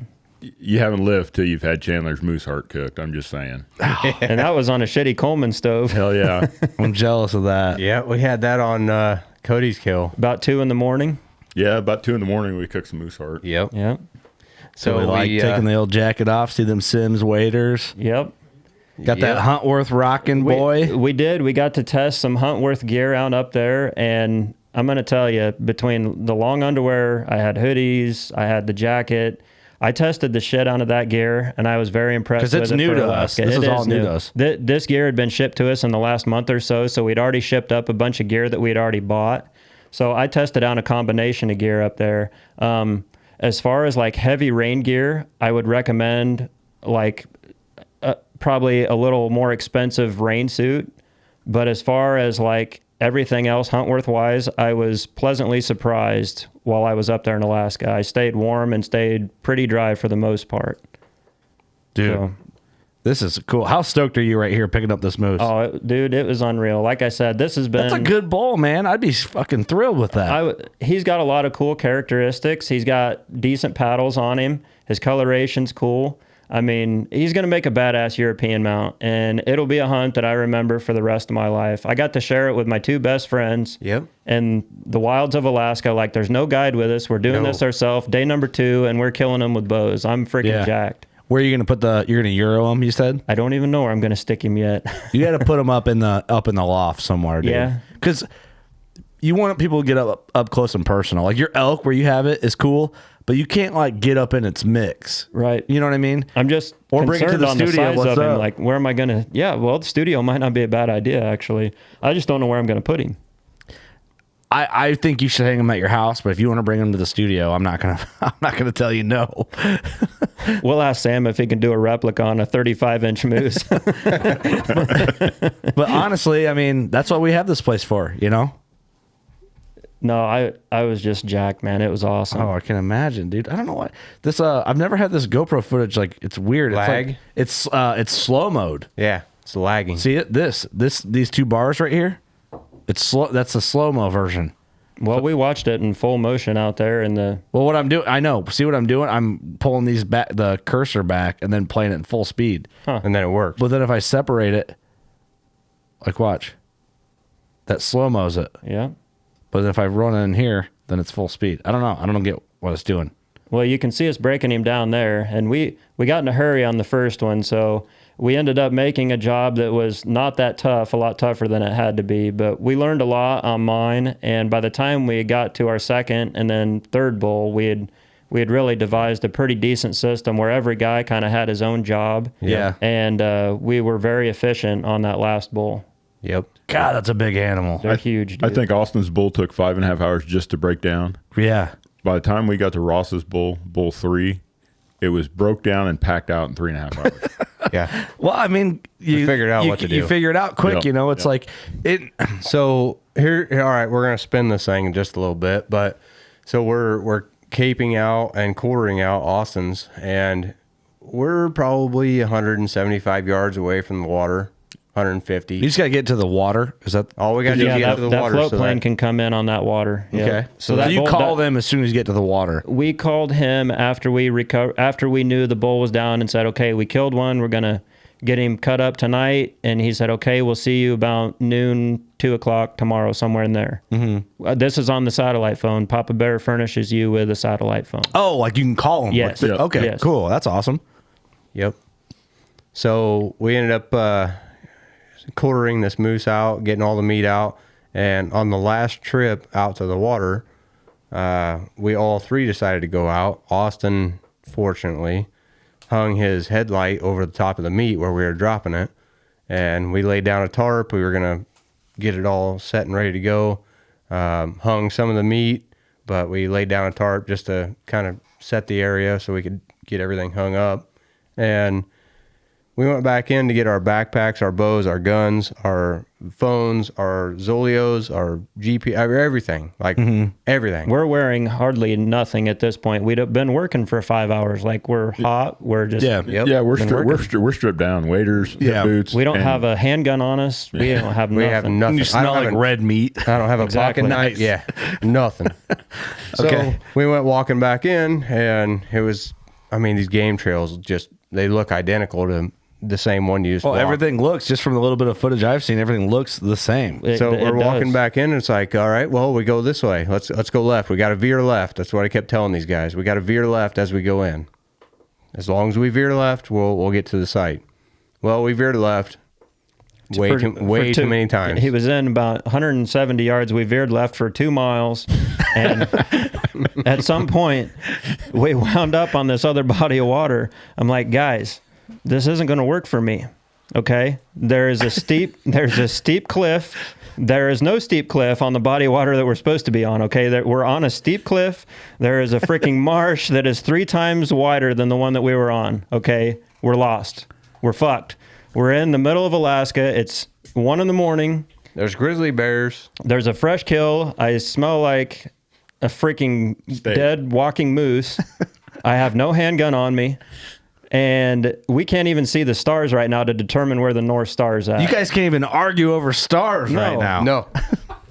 Nope. Damn, the Lord is having a hard time. We were all having a hard time. And I think I was probably the most composed on any of us because I was so tired. I'm like, fuck it. Let's lay down right here. Let's take a nap for 2 or 3 hours. Let it get light. And Cody and I were both like, no, that's fucking stupid. I am not laying down. We have no layers on. We are freezing to death. Well, by this time, it's raining. What time is it? It's 1, 2 in the morning by this time. Oh, fuck. Okay. So keep in mind, we're physically exhausted. Okay. Oh, yeah. I can only 5 hours. We got no layers on. I'm in a long sleeve t-shirt basically, and pants and hip boots, and Ross is about the same. Not even hip boots. I had my knee boots on that day. Yep. And we walked through the marsh. I've got a boot full of water. I mean, fuck. Ross is like, well, we'll just wait here till morning. I'm like, no. Can't do that. I mean, it's dropped like 20 degrees. I mean, it's starting to sprinkle rain. Oh yeah, it could be a problem. You're not going to start a fire. And even so, we had no way of starting a fire because everything was back at the kill site. We talk about this a lot. Everything in Alaska, every action has a reaction. Okay, and if we would have chose to, you guys talk about that on the pre-moose podcast. Yes, Cody, we should have had you in on that pre-moose podcast too. If we would have chosen to do what I wanted to do and to lay down and try to sleep a few hours that night, we probably would have went home because we had no rain gear on. It wasn't raining at that time. Like, I was comfortable. I had a hoodie on, but these guys were a little lighter than me. If we would have laid down and tried to slept right there, it was raining that by the time it broke light that morning. So we had a trash bag. The only thing we had with us. So we would all been nut to butt with a trash bag over us, trying to stay dry. Damn. And I guarantee you, we would have got hypothermia, and we'd have probably been going home on day 3. Yeah. Damn. So luckily... All because you wanted to make a shitty call. Exactly. So have some buddies. I was kidding about that, but... I was so tired, I didn't care. I wanted to lay down and go to bed. Yeah. But these guys are like, no, we got to find our way back. So by some miracle, we backtracked, found our way back, and looked and saw my headlight that I had hung on that branch over that meat glowing about probably 300 or 400 yards away. And I was pissed. I've never seen a more beautiful sign in my life. Yeah, I mean, we saw... To add more in this, when we hung that headlight, it was going dead. No shit. Like 2 hours later after we've been lost, we're pretty lucky of this headlight because it was flashing when we hung it. Yeah, it's a $20 piece of shit, too. It's not a high-quality light. So it saved us. So we made the decision. We actually Well, actually, we decided to go back in. Ross's headlight was going dead. I said, "Fuck no." He's like, no. So my headlight started blinking. Ross and is I'm pissed and exhausted at this time. He's like, "I'm going to sit on the boat. You guys go do whatever you want to do." I'm like, I'm getting fucking mad. Like, it's time. I want to go back. I want to go back to the tent. I'm sick and tired of it. We found the boat. I give a shit less about that gear. Like, it's time to go back to the boat. I'm done. And we would have been fine with that too, but the problem was Cody had like one rain jacket and that's it. Like if that jacket gets wet, the hunt might be over for him. So when we wake up the next morning and it's raining, we're like, oh fuck. All like our Glocks are set now. We slept like what, three hours? We probably slept 3 hours. We got up, it was light and it was raining. We're like, guys, we got to get back in there and get this gear. So we did. We made it back in. Luckily, I had tucked away most of my gear in my pack. Cody, your jacket was still setting out, but it wasn't a hard rain, so it wasn't drenched. Well, and it was laying on the wet side. It was kind of over a bush, so luckily the inside didn't get very wet.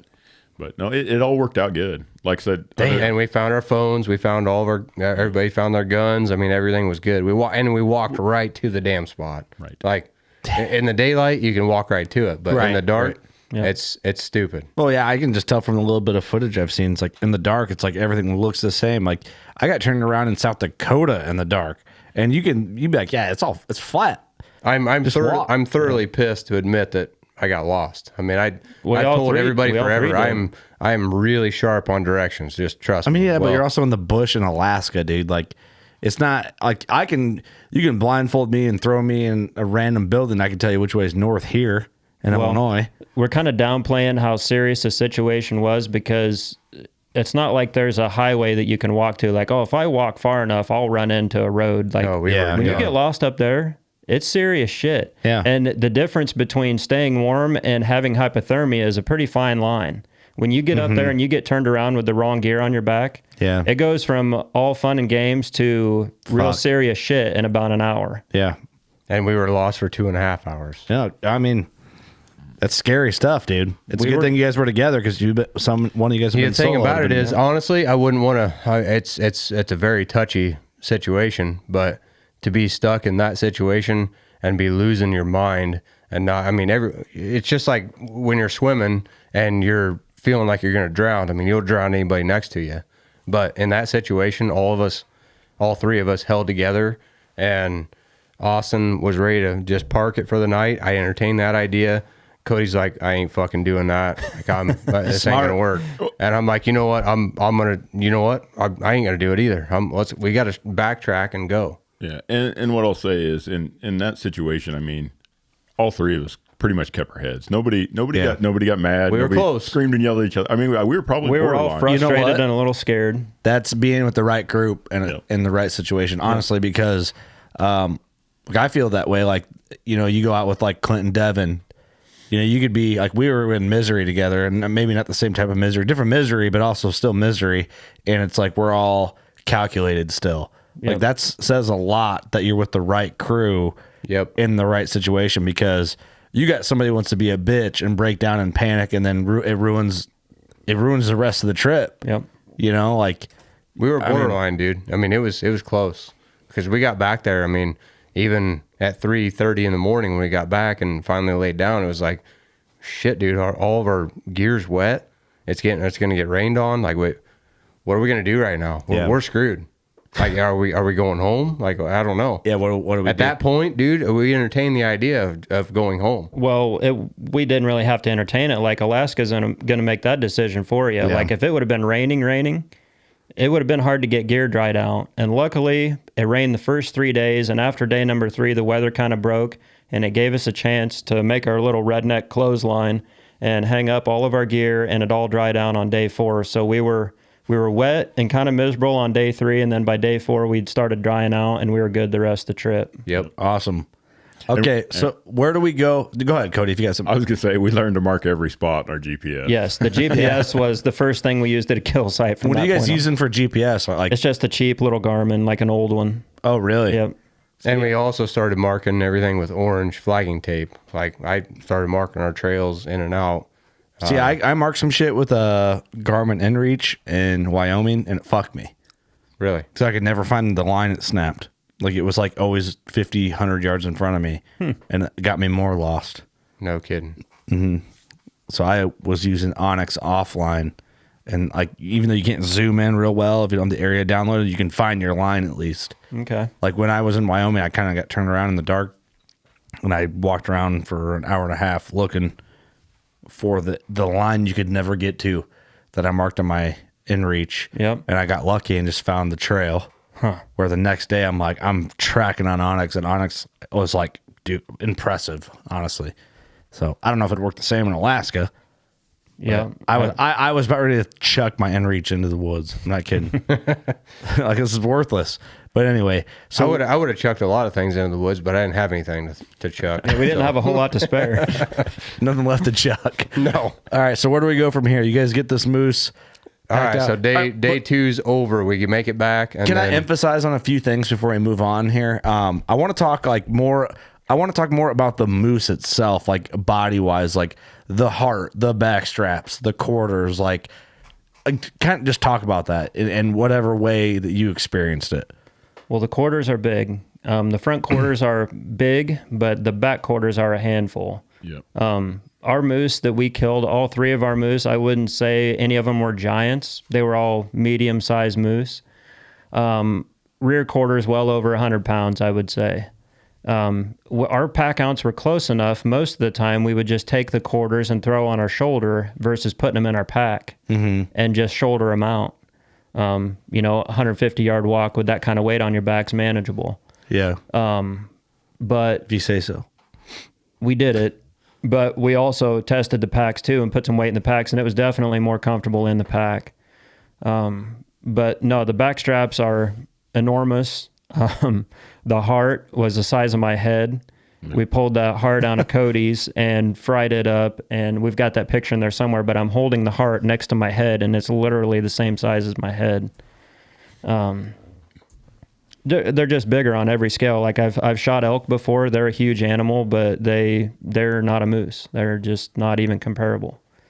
So in this photo here, am I seeing the first shot and the second shot? That's both. That's the first shot on both. So it nicked his front leg and then nicked his brisket. Gotcha. Okay. Golly, man, that's a giant animal.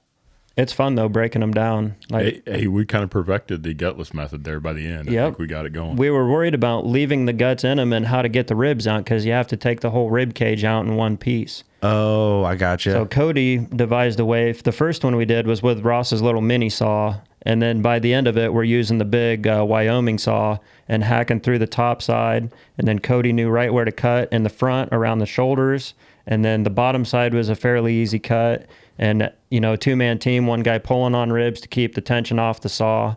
Everybody's got their job when you're doing this. Yeah. You learn quick, I bet. By the last one, we had it down to science. If we had a fourth tag, I mean, we would have had it done in about 3 hours. Yep. Well, and the sad thing is we spent 5.5 hours on Austin's moose, and we didn't do near as good a job with the meat. Yep. I mean, we kind of butchered some stuff a little bit, just the learning process. Well, I nicked the gut, which was bad. I seen it in one photo. I was going to bring it up. I nicked it actually twice, and oops, and that was bad. Poopy. And the meat got a little dirt on it, and then it got rained on that night. So the big three things in Alaska are clean and dry and cool. And it was cool enough, but we struggled with the other parts of that. So we haven't got the meat back yet. Hopefully everything turned out okay. Yeah. Yep. Very cool. Okay. That's day 2. That's day 2. Hey, congratulations. Like, for real. That's an accomplishment to do it that quick. Appreciate it, man. I'm proud of you boys. It felt good to kind of read the terrain and actually have the animals react the way that I thought they were going to. And then to call them in, it was just, couldn't have been more happy. Because I was kind of keeping up with both like Ross and Austin through the Zolio. And we were kind of just texting. I was like the communicator between you guys and the OGs. Okay. So I was kind of like I would do, I don't know if you guys look back and saw those messages. I would be like, moose update. And then I would quote what you guys would send me through Zolio. Nice. Did you guys see those messages? I didn't look back. So it'd be like, guys, but what's the update? And then eventually I'd get one, I'd be like, moose update. And then I would just like copy and paste what you guys would say into the OG chat.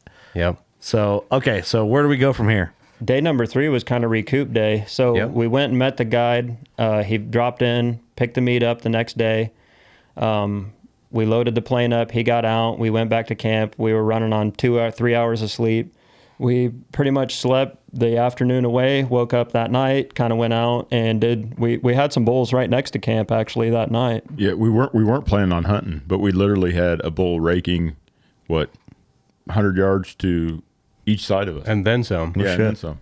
So we kind of went out, set up a little bit and played up having like 3. Yeah, played with some bulls for a little bit. Really the last big action we had there. Yeah. Day number 4, we started to get pretty disheartened. The action just kind of died, and we couldn't figure out what had happened. Like when we got turned around and got lost, we were kind of talking normal voices, but we weren't yelling, Yeah. So like we couldn't have blown everything out. What's going on here? Day number 4 was slow, and day number 5 was pretty slow. But even day 3, we started hearing quite a few gunshots. Yep. So really, the Yukon River's only about 600 yards from our campsite, realistically on the one side, and then there's kind of a slough behind us about 300-400 yards. Yeah, Ross? I'd say. Ross and I did some investigating. The natives, the locals, Eskimos did quite a bit of hunting on the Yukon, and we probably heard 50, 60 shots. Whoa! I mean, a bunch. Yeah, Mini 14s, AR-15s. I mean, they were letting her eat. And then really, then behind us, another outfitter had a group obviously close enough that they were in a boat on that slough behind us. So day 3 and 4, day 3, 4, and 5 were kind of disheartening. Yep. We didn't see a whole lot. We were getting pissed, and that's a frustrating situation. Like the time, the planning, the money, all this. We're supposed to be on an Alaskan Yukon trip. Yeah. You don't want to hear anybody. Yeah. No. Yeah. And that true remote Alaskan experience is getting harder and harder to come by, I think. I mean, judging from what we saw in both camps, there's a lot of people. There's people everywhere up there. Yep. And which is crazy. Yep. So kind of flash forward, we didn't see a whole lot, 3, 4, and 5. I mean, Ross and I were starting to wonder. I mean, the other thing is we weren't getting a whole lot of response to the call. Nope. So we raked a lot. Yep. I cow called quite a bit. He's got a sexy cow call too. We thought we sounded all right. Of course, we don't know. Sounded real good. It was way better than them natives were doing. Yeah, weren't getting a whole lot of response, so we're starting to get a little disheartened. It's like Austin said, it's flat up there, so it's always windy. There's always a breeze, and when it's raining, it's kind of cold and kind of miserable. Yeah. So it starts to become a mind game at that point. Yeah. You're kind of trying to keep yourself psyched up, but you're not seeing a lot. And what we were seeing were real small bulls. And when I say small bulls, I mean we're talking smaller than mine, like this. we're a lot smaller. We're talking like antlers the size of my hands. Normally, this is my I got this from a guy I grew up hunting with, Jim Burns. I got to get him on the podcast. We were on the phone with Jim Burns one night here. He does this. Buck came in. He was like this, and that's his He was a small buck, I'm holding my hands up like an asshole. And I love Cody did this. Just so that's a little moose thumbs together. Yeah, there you go. Here's a little moose. Here's a little buck. Not much difference. Yeah. Okay. So he's not jacking around though. bulls. I mean, it was little bulls. Yeah, they were little bulls. Austin actually sat with me, so we'll kind of flash forward because day 3, 4, 5. The biggest thing that happened to us on day 4 or 5 was we heard a gunshot extremely close to camp. Oh yeah, and we were already pissed at this point. Like, what's going on? Yep. And we hear this gunshot, and then we can hear guys talking from our camp, talking like we're talking 300 or right 400 now. yards away. Like they're not yelling; they're just talking, and we're like, what the hell? So this other outfitter had dropped in on us. These guys had taken a boat or something up this little slough and shot a moose probably within 400 yards of our camp. And the crazy thing is, dude, when that gunshot went off, we were sitting there. It's like being on the receiving end of somebody on a deer drive. And we could hear like slopping through the water, all these hooves hitting, and they ran right up to us. Yeah, we had a couple moose run up right up by camp. Yep. I mean, so he was so Cody was on the phone with the outfitter letting him know we're listening to these guys talk, and all of a sudden we got moose running right into our laps. Yeah, so I'm on the phone with Papa Bear going, hey, what's the deal here? We've obviously got people in here pretty close. We weren't supposed to have anybody within a mile and a half. It's not really their fault. They did a great job. I can't knock them at all. But we were disheartened. I mean, of course, yeah. Of course, anybody would be. And we're kind of mad. So we're talking to our outfitter, and they're like, well, call us back tomorrow. This is what's going on. These guys, I'm talking to the outfitter on the phone. These guys here are hearing moose run up by camp. Yeah, we're telling him to shut up. Like, so shut we're up. About ready to shoot. We grabbed the gun. We're like, shit, we're getting in on this moose drive. Cody, shut the fuck up. He's like, hey, I'm trying to make this better for us. Yeah. And he walked right up to us, and I'm like, dude, you got to back off. I'm about ready to let this 300 Win Mag rip. So just like go away for a little bit. The outfitter crack. It's been 3 days since I shot mine. We're ready to let the lead fly. Yeah. So we kind of go to bed that night, and I'm not gonna lie, my spirits were down. I wasn't. I wasn't real happy. I don't think Ross was. I think anybody listening would be in the same sense of morale or state of morale. So they tell us to call at what, 9 o'clock, 11 o'clock, something like that on the next day. Call us tomorrow. I'm like, call us tomorrow. So we go to bed with the game plan of getting up and hunting like normal. Mm-hmm. So Ross ends up going kind of down in the area that Austin shot his, couple 100 yards further in though, right, Ross? Yep. Couple 100 yards in. Austin and I take the boat across, and we walk across and go to another waterway that we haven't hunted, just kind of to glass and watch and see what's going on, kind of investigate what's going on a little further away. We see one real small bull and a cow. Yep. Didn't really have an exciting morning. Well, Ross shoots one. Yep. So ahead, Ross. Austin's like, man, that pinch point down there is hot. You got to get back on it. Mm-hmm. Even though we've been down there and jacking around, just get down there. So I got down there and I made myself a little nest and thought, he's like, you got to get right on the edge of the water. If you don't, then, you ain't going to see them. Mm-hmm. I'm like, okay, well, I got down there, but 30 yards away. I don't mean to interrupt, but do you guys want to take a drink and bathroom break quick and then come back to this? Sure. That'd be good. Is that a good time to do it? Yep. Kind of like a cliffhanger? Because we're going to dive in deep here. Yeah. So. I don't want to interrupt. Wade, you good with the cameras? That's probably a good idea. Okay. Hey, quick break, mid-rolls. What's up? We'll be right back in a second. And we're back. Welcome back to the Working Class Boner Podcast, 106.9 The Rock. What's going on, guys? All right. We're Not back. too much here. I just like to do that a lot. I don't know how to come on with that. What do the rest of these buttons do? Okay, just making sure I had them all lined up. Sorry. Ross is getting ready to shoot a bull. So we, Austin said, man, that pinch point down there, that's where you got to go. So I ended up going down there, marched a long ways. I didn't realize how far it was, but ended up going all the way down there, setting up in this little perch, made myself a nest. How are you feeling right now? Like with everything, like the last few days is kind of not. Honestly, I got it in my head like everybody's going to be on edge. I'm sure at this point, moose wise. Mm-hmm. There's a lot of shooting going on around us. I don't know. I mean, it's. Okay. I figured this was probably the one spot we had left to maybe get a bow opportunity, but I didn't know for sure. So I went down there. I made my little nest, pruned my little tree up just right, so I got my shooting lanes,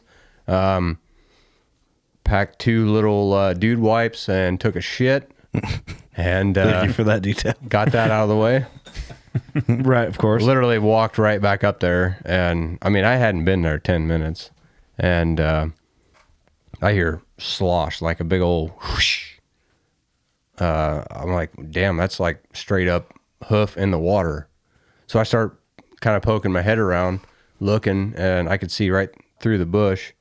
There's this big old, the one that I kind of called silverback, but he was the bigger one that Austin had the encounter with a few days prior, and he was real wide, weak paddles, but super wide. But he looked like the color of a donkey, like he was just like gray, silver grayish. He was a true swamp donkey. Swamp donkey. There you go. Maybe that's where that came from. So, anyways, he's like nose down, slurping up some moss and whatever moose do, and he was doing his thing. And I thought, well, if there's a chance I'm going to get a shot at this thing, I'm going to have to sneak up here, and I got to make myself like 12 yards, 15 yards, something like that. Get around this little bunch of bushes, and I'll probably have a shot at him. So I was like eking through the grass as slow as I could. Didn't make any noise. He was on edge the whole time. He finally, like, we had a What do you say on edge? Was it like on edge like a whitetail's on edge? Yep.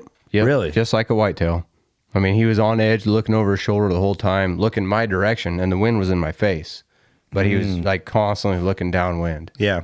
You think it's because of pressure? Oh, yeah, definitely. He's just always looking over his back. And I got down there and I started creeping, and I got up there right about where I wanted to be.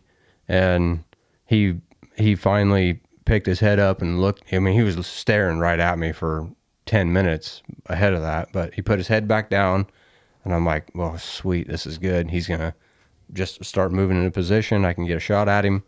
I ranged him. He was 30 yards, put his head back down, like perfect broadside 30-yard shot. And he picked his head up, looked my direction, and then just started marching away. And I at this point, I'd already ranged him, rolled my sight, went to 30 yards. This is an easy quartered away shot. And he ended up walking away from me. So I'm at full draw. I went to full draw because it should have been an easy shot. But he's walking away from me, and he makes it out to about 41, 42. I didn't let back down. I didn't adjust my sight. Just aimed at the top of his back, and he was a hard quartered away shot.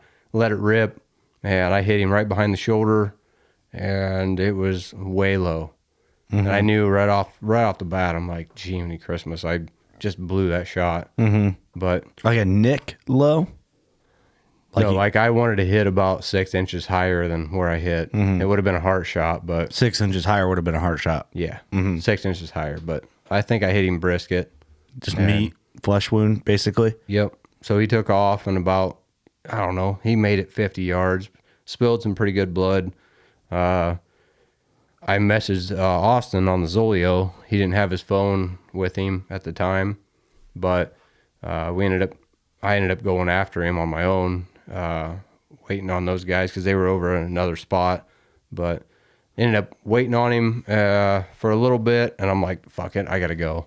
So I went in there, started tracking him, and good blood, and then it just disappeared. It just all ran out. So we went back. We ended up meeting at the boat, like we said, at noon or 12:30, and went back to camp. And we were like, well, do we go hunting tonight, or should we get back on that trail? So we ended up getting back on that trail because that was the right thing to do, and just figure out what was the right, what'd he do, where'd he go? Let's find the blood. So we went and tracked down as much as we could, and basically it just ran out. There was nothing there. Yeah. So we pulled out.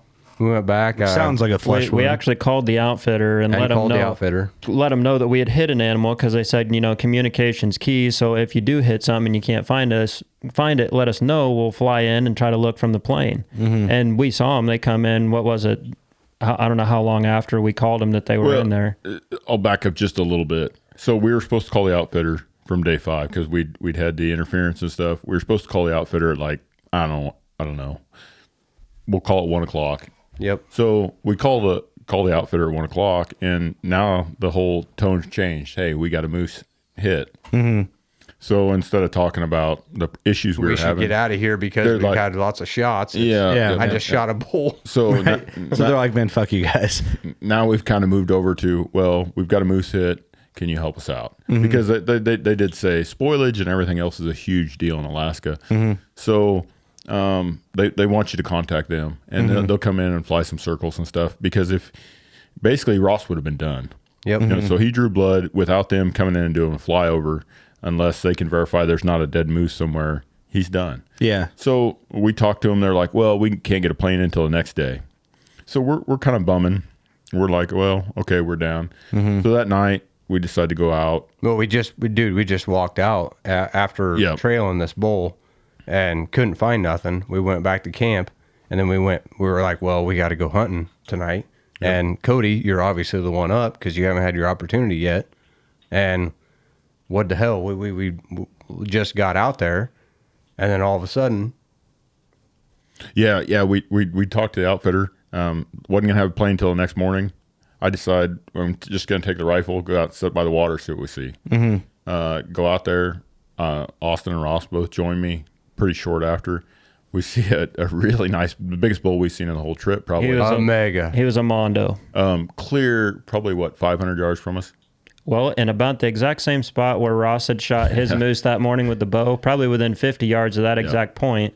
This same point where all my 3 bulls come out, Ross shot his bull there, and then we just saw this mega there, and we're like, holy shit, that one's worth going after. Yep. So I'm immediately like, grab the packs, grab the rifle, let's make our move right now. We had to make a move about 200, 300 yards from where we were at to get closer to him. So we did. We hustled. We got down there, got as far as we could to the tip of the water, set up, and I saw that moose about 5 minutes later just kind of moving through the brush, but he never did come towards us. So we're just kind of perched up there on our little elevated spot, kind of looking over this open area right next to where I had killed my moose. Yeah, basically shooting across the body of water from where Austin had killed his is where we're stationed.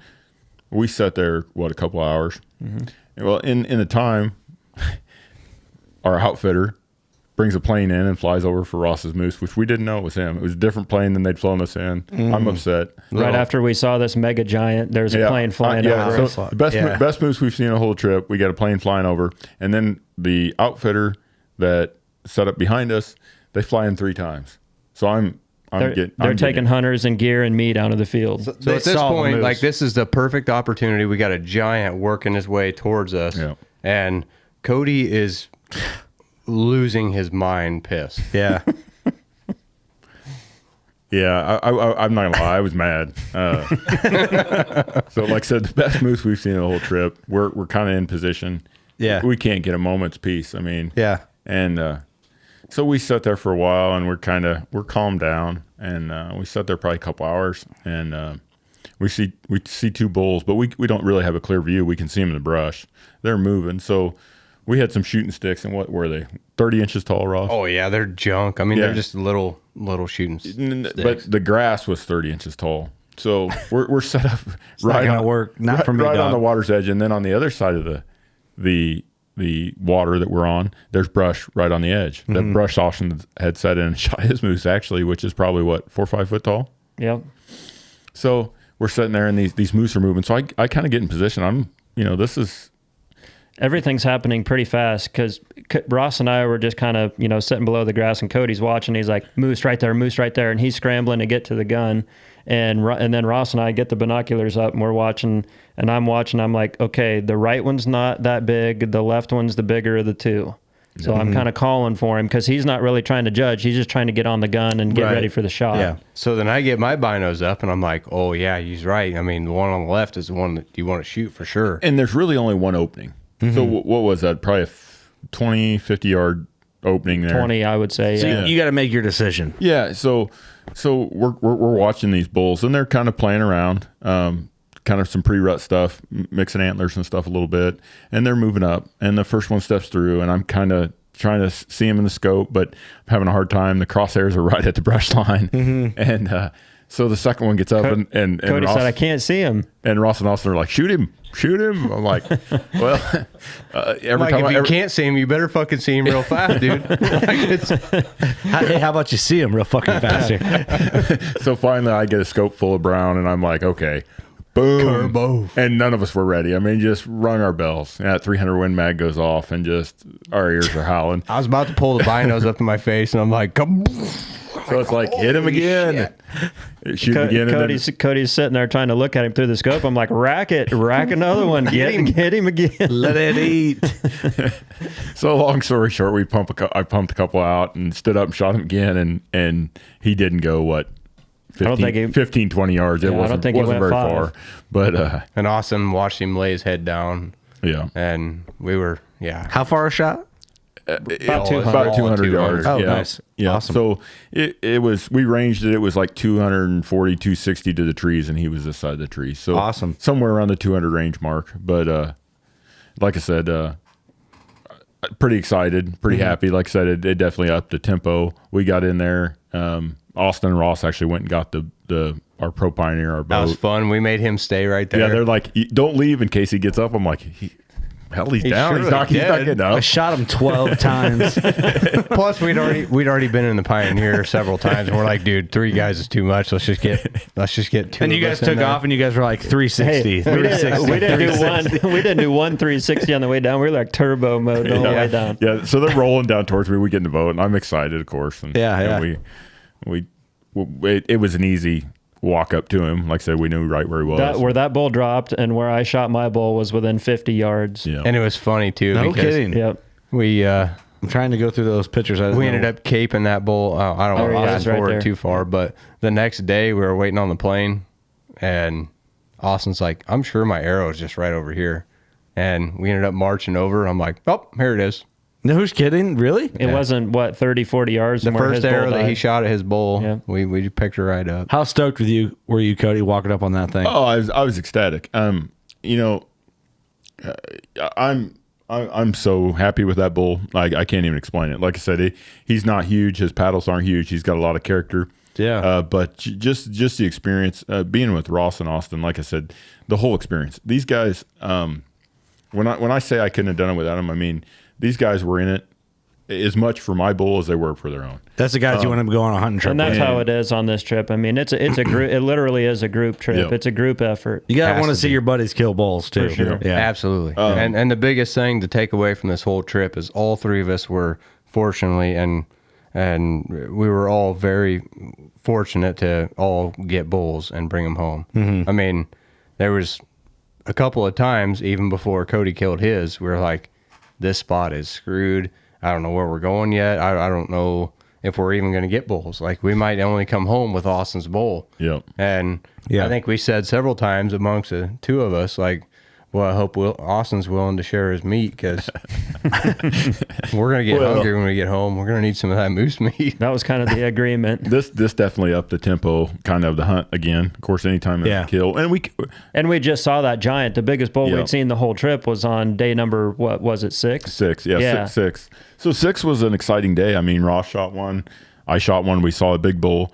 But we still had to call the outfitter back. So as soon as once you get to the bull, you're supposed to let the outfitter know, and then they make arrangements to get the meat in. You're responsible at that point to have the meat at a certain point, an accessible point and stuff. So we call the outfitter and they're like, "Oh, hey, we talked. We're going to move you." So we're all like, after he just killed. Yeah, we're like, that'd been nice to know, But anyway, we were all really excited still, and like I said, no disappointment. This is my favorite photo of that bull so far. Yeah, he's cool. He almost reminds you of like a star. Like, he's got wicked sharp points that come way out sharp. His paddles aren't super wide or heavy, but he's got wicked long points kind of starring out. He's got like bull. the I don't know what you'd call them, the 2 points here, here and here, and here and here. That is cool. That's what you're talking about. He's starred out like that. Yep. Yeah, that's awesome, man. It's so weird too, because until I hunted moose, I didn't realize how unique each rack was. Yeah. When you go up there and you look at a pile of 15 of them, so many different characteristics, like no brow tine's the same. I mean, the mass, the palmation, the dips, the color. That's a good photo right there. So that shows them off, I think. Yep. So much diversity in their rack. There's that heart picture. So I will tell you that one of the highlights of the hunt for me anyway. I can't speak for Austin and Ross, but so Austin, for several years now, he's been, hey, I really like deer heart. Yeah. Cooking deer heart. Never really partaken at any deer heart or anything like that. So we were in a hurry on Austin's. Of course, the whole getting lost thing, we didn't save any meat to cook at camp. We got it out. So we decided we had a little more time on my moose. It went a little smoother. Yeah. I'm like, you're going to cook the heart. We get back to camp. Yeah. So we get back to camp pretty late. It was 1 o'clock or so when we got back to camp. Yeah. So at 2 a.m. or so, Austin's cooking a moose heart. We got some pictures actually of him actually cooking it. Yep. And I'll be honest with you, just olive oil, Lowry, salt and pepper. Right here. These are the photos. Yep. Just sharing that with these two guys, and that experience right there was something I'll never forget. Yeah. The rice wasn't awesome. To die for. So we played with the rice a little bit. We had some Lowry salt and rice. And some olive oil. Put some Lowry's in the damn. No, we ate it. We were hungry. We were hungry.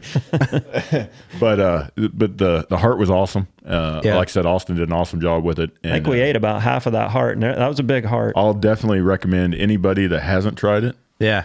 Be open-minded, give it a shot, because it was very, very good flavored. Yeah. Deer heart, and I can't speak for moose heart, but I'm sure it's similar, just bigger, just way more delicious. I just cook it with like onions, and garlic pepper salt and fried in a pan. But I've deep fried it too, and it's still good. Yep. You got to be careful on overcooking heart. That's the biggest thing. Yeah, it gets chewy real fast. Yeah. Yeah, it's good. And that's what I told these guys. They were getting nervous. They could still see blood in it. I'm like, guys, just trust me on this one. Yeah. You don't want to go good. You don't want to go medium well on the heart. He did it's really the good. leanest meat you'll ever have, really. It's just a muscle. It's freaking delicious. Just had to cut them valves out. That aorta was just pumping at me. I'm like, shit. I gave that one to Ross just to freak him out a little bit. You never ate deer heart, Ross? Nope. Really? Nope. No, that moose heart was the first one I've ever eaten. My buddy Tyler and I, one time, I killed a doe and I saved the heart, and we ate it raw.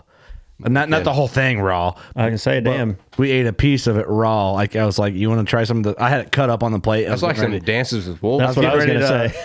I was like, egg and flour and all that, and it's like, hey, you want to try a piece raw? He's like, I'll do it if you do it. So I grabbed a piece, not thinking he was going to do it. So I grabbed a piece. I'm like, look at him, and he like looks at me, and I'm like, committed through it, And then I was like, all right. Cheers. And I was like looking at him as I'm getting ready to put it in my mouth. I'm like, are you going to do it, you bitch? And then he did it. And I was like, but you did it. And I threw it. It tastes like metal. Metal. A lot of iron. Yeah. I mean, we didn't eat like a chunk. It wasn't like I was like gnawing on it. It was like, like a bite-sized piece, Right. But well, I wasn't very open-minded about it. And then I started watching Daniel Wilson. She's always sharing deer heart recipes and recipes of all kinds. I'm like, I'm going to try that. Bad bitch right there. What's up, Daniel? I did it, and literally my son Cody was like 3 at the time. It's his favorite cut of meat. To this day, if we have deer heart, he'll clean his whole plate. It's a special treat, a little It just bit. has a different texture to it, and for whatever reason, that's his favorite. I'd say after that, I'm definitely saving the heart. Yeah. Here on out. That was my old man's like, like I always like to cook it, and my dad was like the cook, dude. Like my old man's biscuits and gravy, dude. I don't care if you know someone that makes good biscuits and gravy. It's not like my old man's. Shit. It ain't shit, dude. And but my dad, like he always wanted to cook deer heart, and we kind of made it a thing. And like I got just you get in a hurry, you're cleaning the deer, you just want to get it moving on the way, and you pull it out. Hey, did you get the heart? And I'm like, oh, I forgot. And I'd be like, you want to go back and get it? And like total fail. Yeah. I'm like, damn it, I forgot. But yeah, that was my old man's thing. Like, nice. Get the heart. Yeah. Onions and garlic. If you're just gonna like pan sear it, we do like chop onions and put it in there. Yep. And garlic salt. But like frying is good too. Yep. Season the flour and all that, and do that. Yep. But good times. That's awesome, man. What an experience in camp. Yeah, like I said, it's something I'll never forget. Like I said, it was a great time. Cody, are you a big whitetail hunter and stuff too, or? I haven't. Austin and I bow hunted a lot in high school, and after high school, a little bit of bow hunted. When I moved to Iowa, I haven't bow hunted a lot since then. Yeah. But definitely something I'm moving towards getting back into. Yeah, for sure. He's kind of busy. I mean, he's a traditional guy. He loves traditional archery. No kidding. Yep. Awesome, man. Yeah, because you and I have met several times and all that, and I know you and Austin are real close. And I know, like working on your truck, I always hear about how good of a mechanic you are. Like you're just working class type of guy. He'll never say it, but the guy's a mechanical genius. I've never met anybody that knows his way around the shop like Cody does. I can tell crazy intelligent. I know more than our listeners will know, but I've got that heads up from Austin. But I can tell by the way you talk about the plane, how like that's shit. And there's just like, and there's certain guys that you hang out with that like this dude knows his way around like anything mechanically inclined is this guy. Yeah, I just called him yesterday and asked advice on how to get a bearing on a shaft that was froze. So it's nice to have a guy like that in your back pocket. You can call and ask questions about mechanical stuff. Yeah. Awesome, dude. So, all right, you got your moves, you guys. We're looking at photos, like great camp photos, by the way. Ross did good. I knew he had the better camera on the iPhone, so I let him kind of take most of the phone pictures. Can you repeat that? I'll admit the camera is better on the iPhone. I saw a meme today that said, no one's more stubborn than a person from Android wanting to move to iPhone. I saw that too. Holy shit. I'm still there. I was laughing so hard. I'm like, holy shit, that's true. You learned you're pulling up some pictures now. Yeah. So, all right, let's don't go any farther. Okay. Congratulations, Cody. Thanks, sir. That's awesome, dude. I'm happy for you. So we so Ross got the word. Hold on. Can I want to get to this, but I kind of want to at your I don't know where I'm going with this. You got to be happy but also sad at the same time. Like maybe not sad, but kind of down in the dumps just a wee bit, right? Because you got an opportunity. You got to feel at this point, because you can't predict the future, that it's a missed opportunity a little bit, right? Yeah, I thought I was going home empty-handed for sure. Yeah. But at least we all had opportunities at this point. Like, and it's that's day what 6 and we'd Austin all kept had saying. an opportunity. That's what Austin kept saying, and I was on board with it. I mean, it was like, all right, well, like we're all I didn't get my follow-up second shot. Like, I'm losing my mind right now. This big old prick just walked out of there. Like, he just How big a bull was he, you think? I don't know. He might have been 45, 50, maybe wide. I don't know. If it was the same bull that was with mine, I would say 40s. If mine was 30s, that bull was probably 40s. Okay. Yeah. Well, he was wide enough to pay attention to. He's way out past his ears and weak paddles, but you still, liked him. I would. Oh yeah. I mean, like Austin said, I mean, a bow kill's a bow kill. I mean, it's tough to pull that off. I mean, so I got my opportunity, easy peasy, shoot the damn thing at 30 yards. It would have been awesome, but nope, no slam dunk. I mean, I stuck him, but I knew it was wrong right off the rip. Mm-hmm. I'm like, well, he's gone. So we followed the blood trail and yada yada. So typical flesh wound scenario. Yeah. Yep. He ain't dead. He's still walking around with my $40 arrow.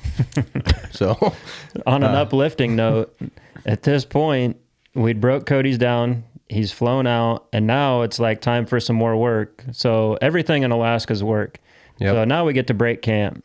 So we tear it all down. We did a pretty fast job. 2 hours? Yeah, probably had all of our camp disassembled, packed up, and at the water's edge in 2.5 hours. And that's leaving everything like we found it. Yep. So I mean, other than flattening out grass, I mean, everything was put back. Yeah. Yep. Great note on that, by the way. Yep. Yeah, you got to be. That's the only way you can be, is just in and out. Yeah. Organically left how it was naturally. Yep. When we talked to our guide, he said, all right, I've got a spot for you. And when he said that, you could just tell by the tone that it was a good one. Like he had you at the back 40 before. Like, but so now you're taking us spot. to a spot. Like, what spot's that? He goes, it's a sacred spot. Yeah. I'm like, okay, cool. Well, we didn't know if we were going to fly in on somebody else's leftovers or a brand new spot or whatever. Right. But we could just get the feeling right off the rip. Our pilot that picked us up hadn't flown in there, but maybe once before. Yeah, he didn't talk like he'd landed on it a whole lot, which was kind of cool. We flew it 2 or 3 times before he finally picked a spot. And he's like, all right, so we're diving in on this spot. When we were coming in to check it, he would tip the wing way left. So you're like looking out the side of the plane, and then he'd go around and he'd tip it way right. Is he just looking when we're he does looking, yeah. So he really can't legally communicate with us and say, there's a 60, there's a 55.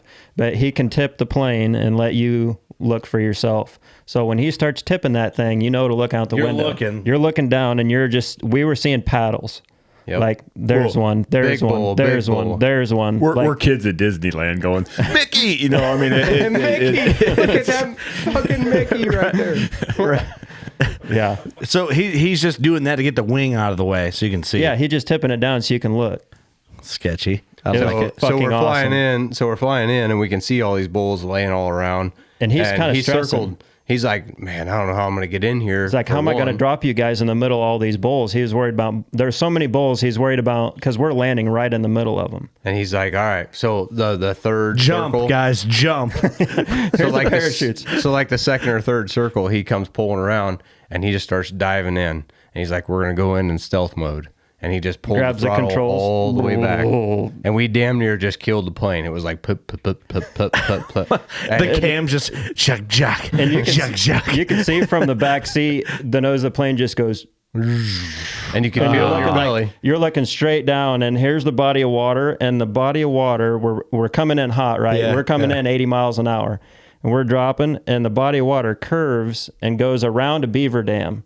So we come in, and he sets it down perfect. The ass end touches, then the front touches, and we go right around the beaver dam, dude. There's like 10, 15 foot off the side of the plane around the beaver dam and rolls it right up on the bank. That's a bad motherfucker right there, dude. Like, for me, that was one of the highlights of the trip. Absolutely. That landing was fucking badass. Because he wasn't sure about it to begin with, and then he just perfectly executed it. Yeah, and we roll up, some cool and shit. he's like, you guys stay in the plane. I got to go up here and check this spot, make sure it's good for your campsite, and do not get out of the plane. So he jumped out and ran up there, And he walked up and pointed down and gave us a thumbs up, like, all right, this is it.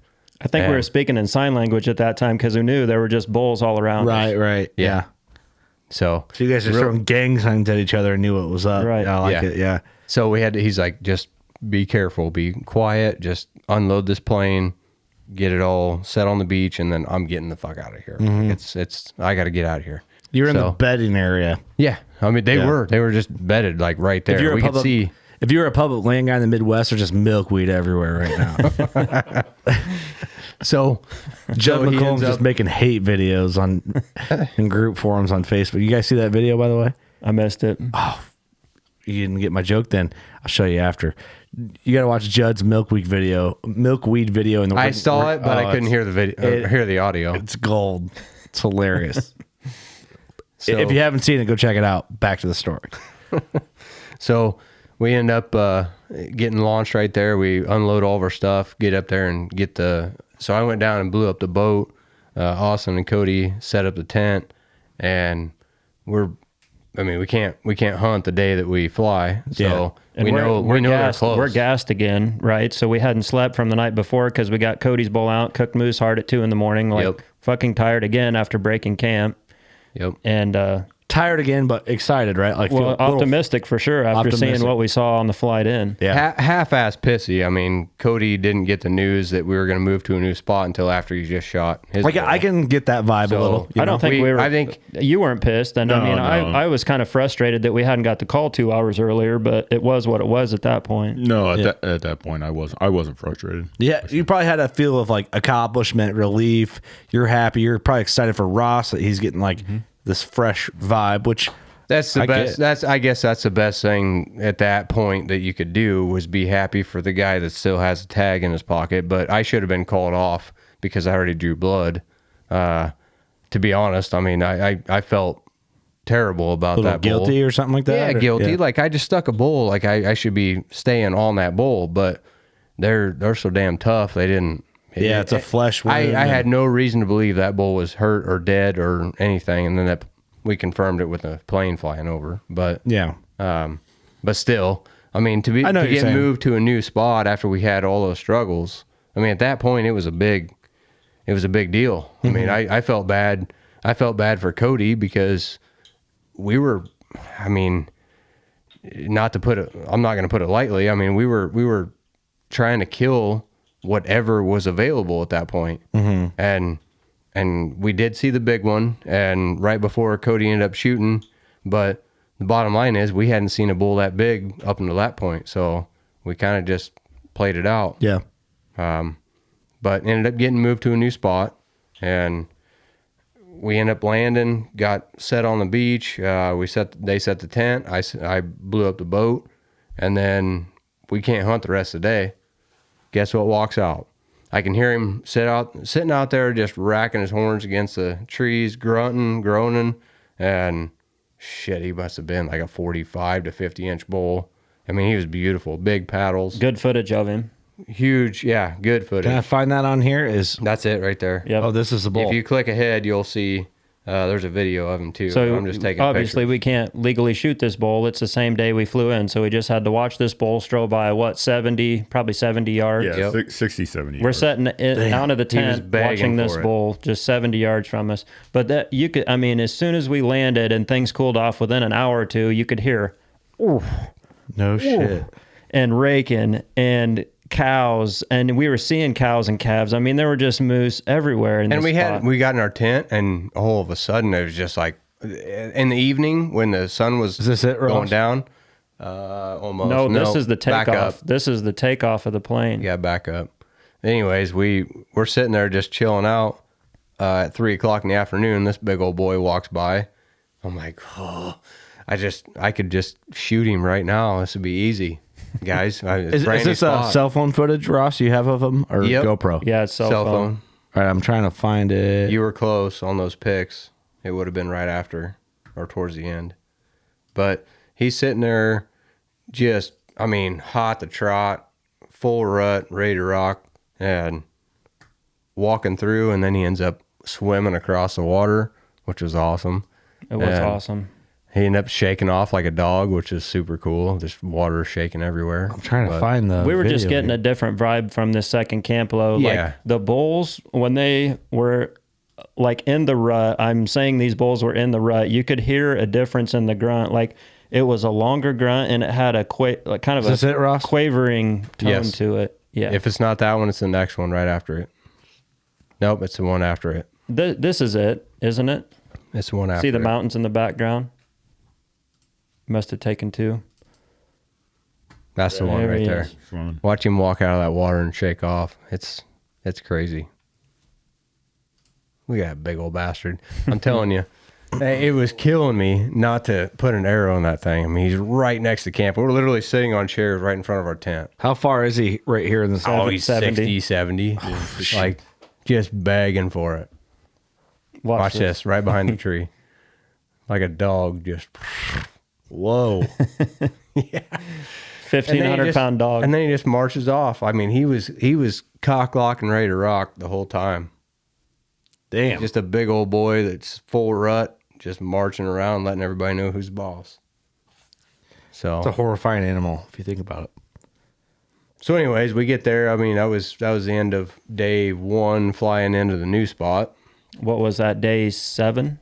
Would have been day 7. Yeah, so we flew my meat out and flew the new spot on 7. Yep. So by this point, we're all... Alaska wears you down, right? You've been in the bush we're saying that's day 7, but it's actually day 8 because we were in a day before we hunted. So we've been in the bush for 8 days at this point. Yeah. And gotten lost. Yep. I mean, we're just getting mentally wore down. You know, we're family guys. We got families at home. And we kind of had the conversation like, if any decent, respectable bull steps out at this point, it's probably game on with a rifle. Yeah. Yeah, I wasn't going to. I guarantee you at that point, like everybody's wanting to go home. I'm exhausted too. Like if anybody steps out, like that bull that just walked through that we just talked about, I could have poked him with a bow and felt really good about it. But after that, I'm like, if that bull shows up tomorrow, legally we couldn't shoot him, so we didn't. But if that bull shows up tomorrow, I really, really want to shoot that bull. Like that's a stud. Yeah, let's get that one. Yeah. Yeah. So I'll crack him with a rifle. I don't give a shit. I said that on the planning the trip podcast. Yeah. So I have no problem shooting a bull with a bow or a rifle, and I'm gonna stick with it. So, yeah, don't have too much pride. You know what I mean? Like, well, at this point, man, we're exhausted. Day number 8's a lot different than day number 1 too. For sure. Yeah. It's a lot of days to be. And you got 2 guys kind of waiting on you. You know, like everybody's ready to go home. And these guys, I'll say, these guys have been. I mean, they would have been there if I said let's hunt 3 more days, which we had. Right. We had the option to hunt 3 more days, but we just got moved to a new spot. We heard a bunch of bulls. It was like, man, these things are hot. Like we got to make a move and get one killed. Let's go home. And Austin and Cody were both like, you know what, man, we're pretty fucking tough, but it's time to go home. Right. Like, we were all ready. We weren't trying to hurry the hunt by any means, but we'd all had the conversation that, you know, it's about time to go home. At this point in the hunt, it was time to shoot a rifle. Yep. And I was ready to do it. Mm-hmm. So anyways, so we ended up going to bed that night. And we got some good sleep. I think we went to bed early. We ate some good food. Can I ask a question about camp vibe?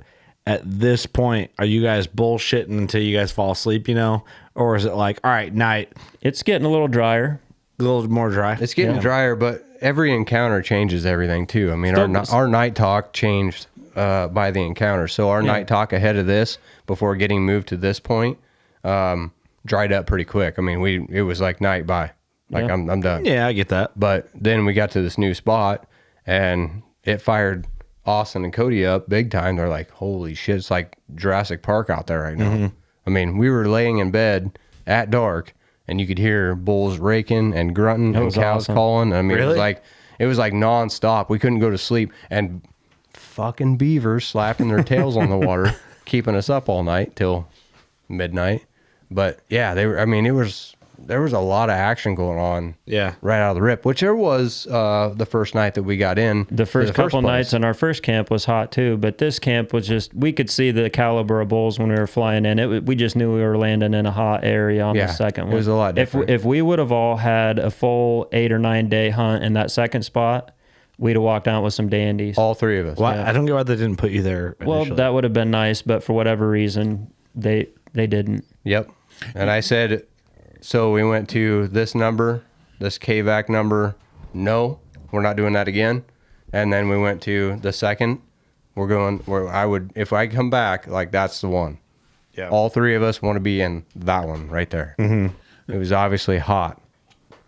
I think they probably do a pretty good job of trying to. I think there were some big bulls where we were the first place. Oh, I know there was at least one. I really do. I think the hunting pressure, which is a little bit out of their control, they weren't planning on. We found actually several kill sites on KVAC 11. So obviously there had been bulls killed there in the past. Yeah. But like I said, I think they were probably both good areas. The second one was definitely, the activity was. Yep. There wasn't like, near the pressure. It just seemed like they were in a hotter rut at that point. I mean, it seemed like that could be a couple of days can change. Well, hunting pressure was everything. That's the thing, man. I mean, it was hunting pressure. I mean, they were there when we got there, and we didn't pressure them. I'll guarantee you, we didn't pressure them, and they just stopped showing up. Yeah. With all the guns going off around us, like it shut everything down. Yeah. And it's you know what, Papa Bear does a really, really good job, and they're not scared to move hunters from I think that's impressive. Or whatever. You look at the pile of antlers that we run into when we showed up there. I mean, the quality of animals that they're putting guys on is pretty impressive. No, and they definitely stepped up. I mean, there's quite a bit of expense. Like I said, we talked about $450 an hour. You're talking $1,000 to move us, right? So, yeah. I don't have any problems with the service at all. Like I said, I think Papa Bear did us a good job. Yeah. Like I said,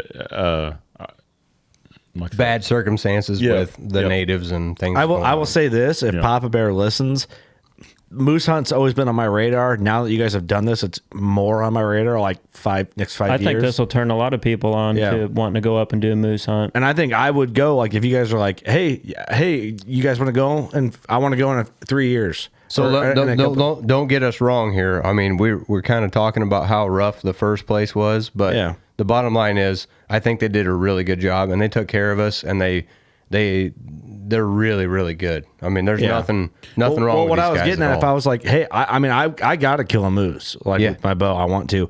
And I'm like, hey, let's go, and I want to go in 2024, 2025.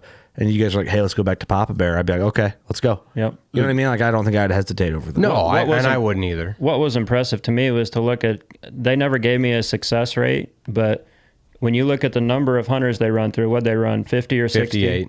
Yeah, 58, I think is what 58 a year? This year. Just this year. And how many did not kill? 2, 3? 2 or 3. 2, and I think they all had opportunity. No shit. From what they told us. This is a do-it-yourself moose hunt, okay? That's pretty impressive when you look at those statistics. They're putting you in the mix with moose, pretty much guaranteed. Yeah. That's pretty good odds right there. Yep. In GMA 18, where we hunted, is huge. Mm-hmm. So there's all types of hunting area. You get towards the mountains and stuff, you do worry more about bears and stuff. Where we were out on the tundra, like I said, there was a lot of days I didn't even carry a sidearm. So we did leave those back at camp. I think it changes quite a bit depending on where you're at. I would go back to Papa Bear. Yeah, for sure. Like it's definitely a well-run organization. I mean, they have it pretty. Oh, the lodge is pretty planned out. It's nice to have somebody like Tawny back at the lodge where we killed out early, 3 days earlier than what we were expecting. So we let them know they're going to come in and get us out of the bush early. Tawny's back in the lodge, and she calls and rearranges all of our flights for us. Mm-hmm. So we don't have to mess with any of that. When we come back, we're flying out the next day, and we didn't have to lift a finger. So like out of Bethel. Yeah. Out of Bethel, yep. Gotcha. Yep. So that's little things like that. I was wondering about that. I was talking to Sam about it, and she's like, I wonder how their flights work. Like, they're probably stuck up there until their flight. No, they changed. She changed it. She does that for all the clients. And typically, people tag out early up there, so she's well-versed in that whole process. Very cool. That's good to know. That's awesome. Yep. So, Ross, continue where we're at, I guess. The ball's in your court still. Where we leave off. New spot. It's frosty. So we woke up the next morning, and Jiminy Christmas. What? I mean, next morning is in like the next morning after we flew into the new spot. Day number 8. First day of hunting at the new spot. Yep. Day 8. So day 7 we didn't get to hunt, but a lot of flying, packing, all that, and then set up. But day 8 we wake up and it's cold. It's raining. It's windy, and it continues to rain all damn day. Not a heavy rain, but just damp misting. And cold. The coldest day we had in camp thus far. It was upper 20s when we got up. Yeah, hard frost. My pack was outside and it was completely frosted over. Yep, crispy on the outside. Thank God for good sleeping systems. No shit. And no shit. We were sleeping with our sat phone. I put the batteries in my pocket. All of our battery packs just to keep them warm. Cell phones, everything stayed in the sleeping bag. Any gear that I was going to wear that next day was in the pack with me. Throw a couple hot foot warmers in my socks or in the foot of my sleeping bag, and I get cold easy, so my feet had a hard time warming up there. So I would put feet warmers in my socks, and then about 3 hours later, I'd wake up and my feet were literally getting scorched. So I'd have to pull them out of my socks and throw them out of the bag, but. I stayed warm up there other than my feet when I was first falling asleep. You got to get fat, dude, like the rest of us. I'm trying. Drink more beer. It's a problem. There he goes. You just drink nothing but old fashions, dude. I got that one. You got to drink. First guy who spilled beer in the studio, the Lord set her down a little too hard there. Incredible. Someone get this guy a napkin. Glad it was on video. Did it spill bad? Are you good? Yeah, I got most of it on me. Okay. Wait, Jamie, can you get us a napkin? Get a bib while you're out there.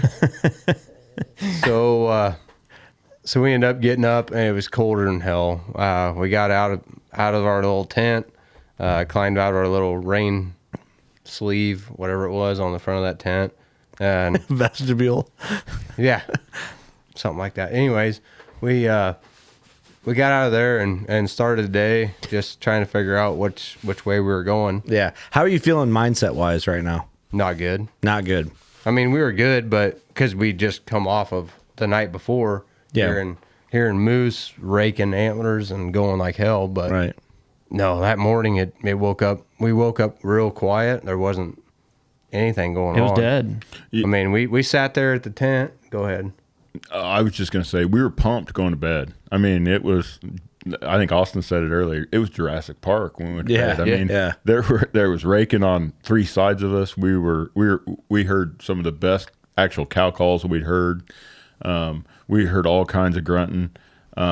It was really exciting. Mm-hmm. Wake up, it's frosted cold, and it is dead. You would think it'd be the hottest morning that we'd had, and we didn't hear a grunt, especially after how cold it was. I mean, did the rain seem to affect their calling or activity or moose live in the rain? Yeah. Well, I know, but I just didn't know if you guys, you know what I mean? Like I feel like you guys noted like we woke up, it was raining. From what we saw, honestly, the shittier the weather, the better that they called and they did not that day. Yeah, they didn't that day. No. So you went from 6 to midnight back down to 6. Yep. Getting soft again. Yeah. So right, well, you said it. So we sat there.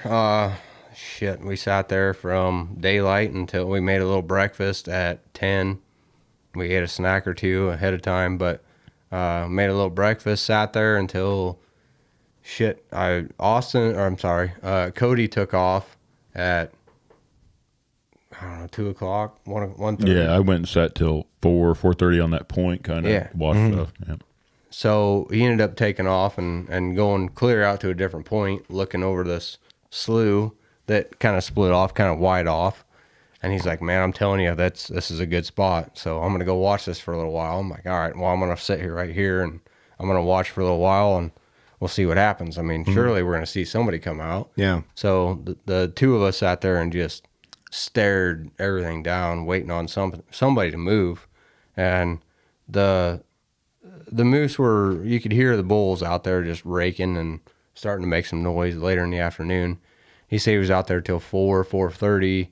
It was something like that he come back and when he come back to camp, we sat down next to each other and I'm like, I've been sitting here stewing about it for way too long and I got to go. Like I'm going out there. I'm gonna that bull that's grunting and raking. Like I'm going after him right now. Mm-hmm. Make it happen type of situation. Got to make it happen. They're obviously not responding to calls. I mean, we raked and we did it right there at that new camp too.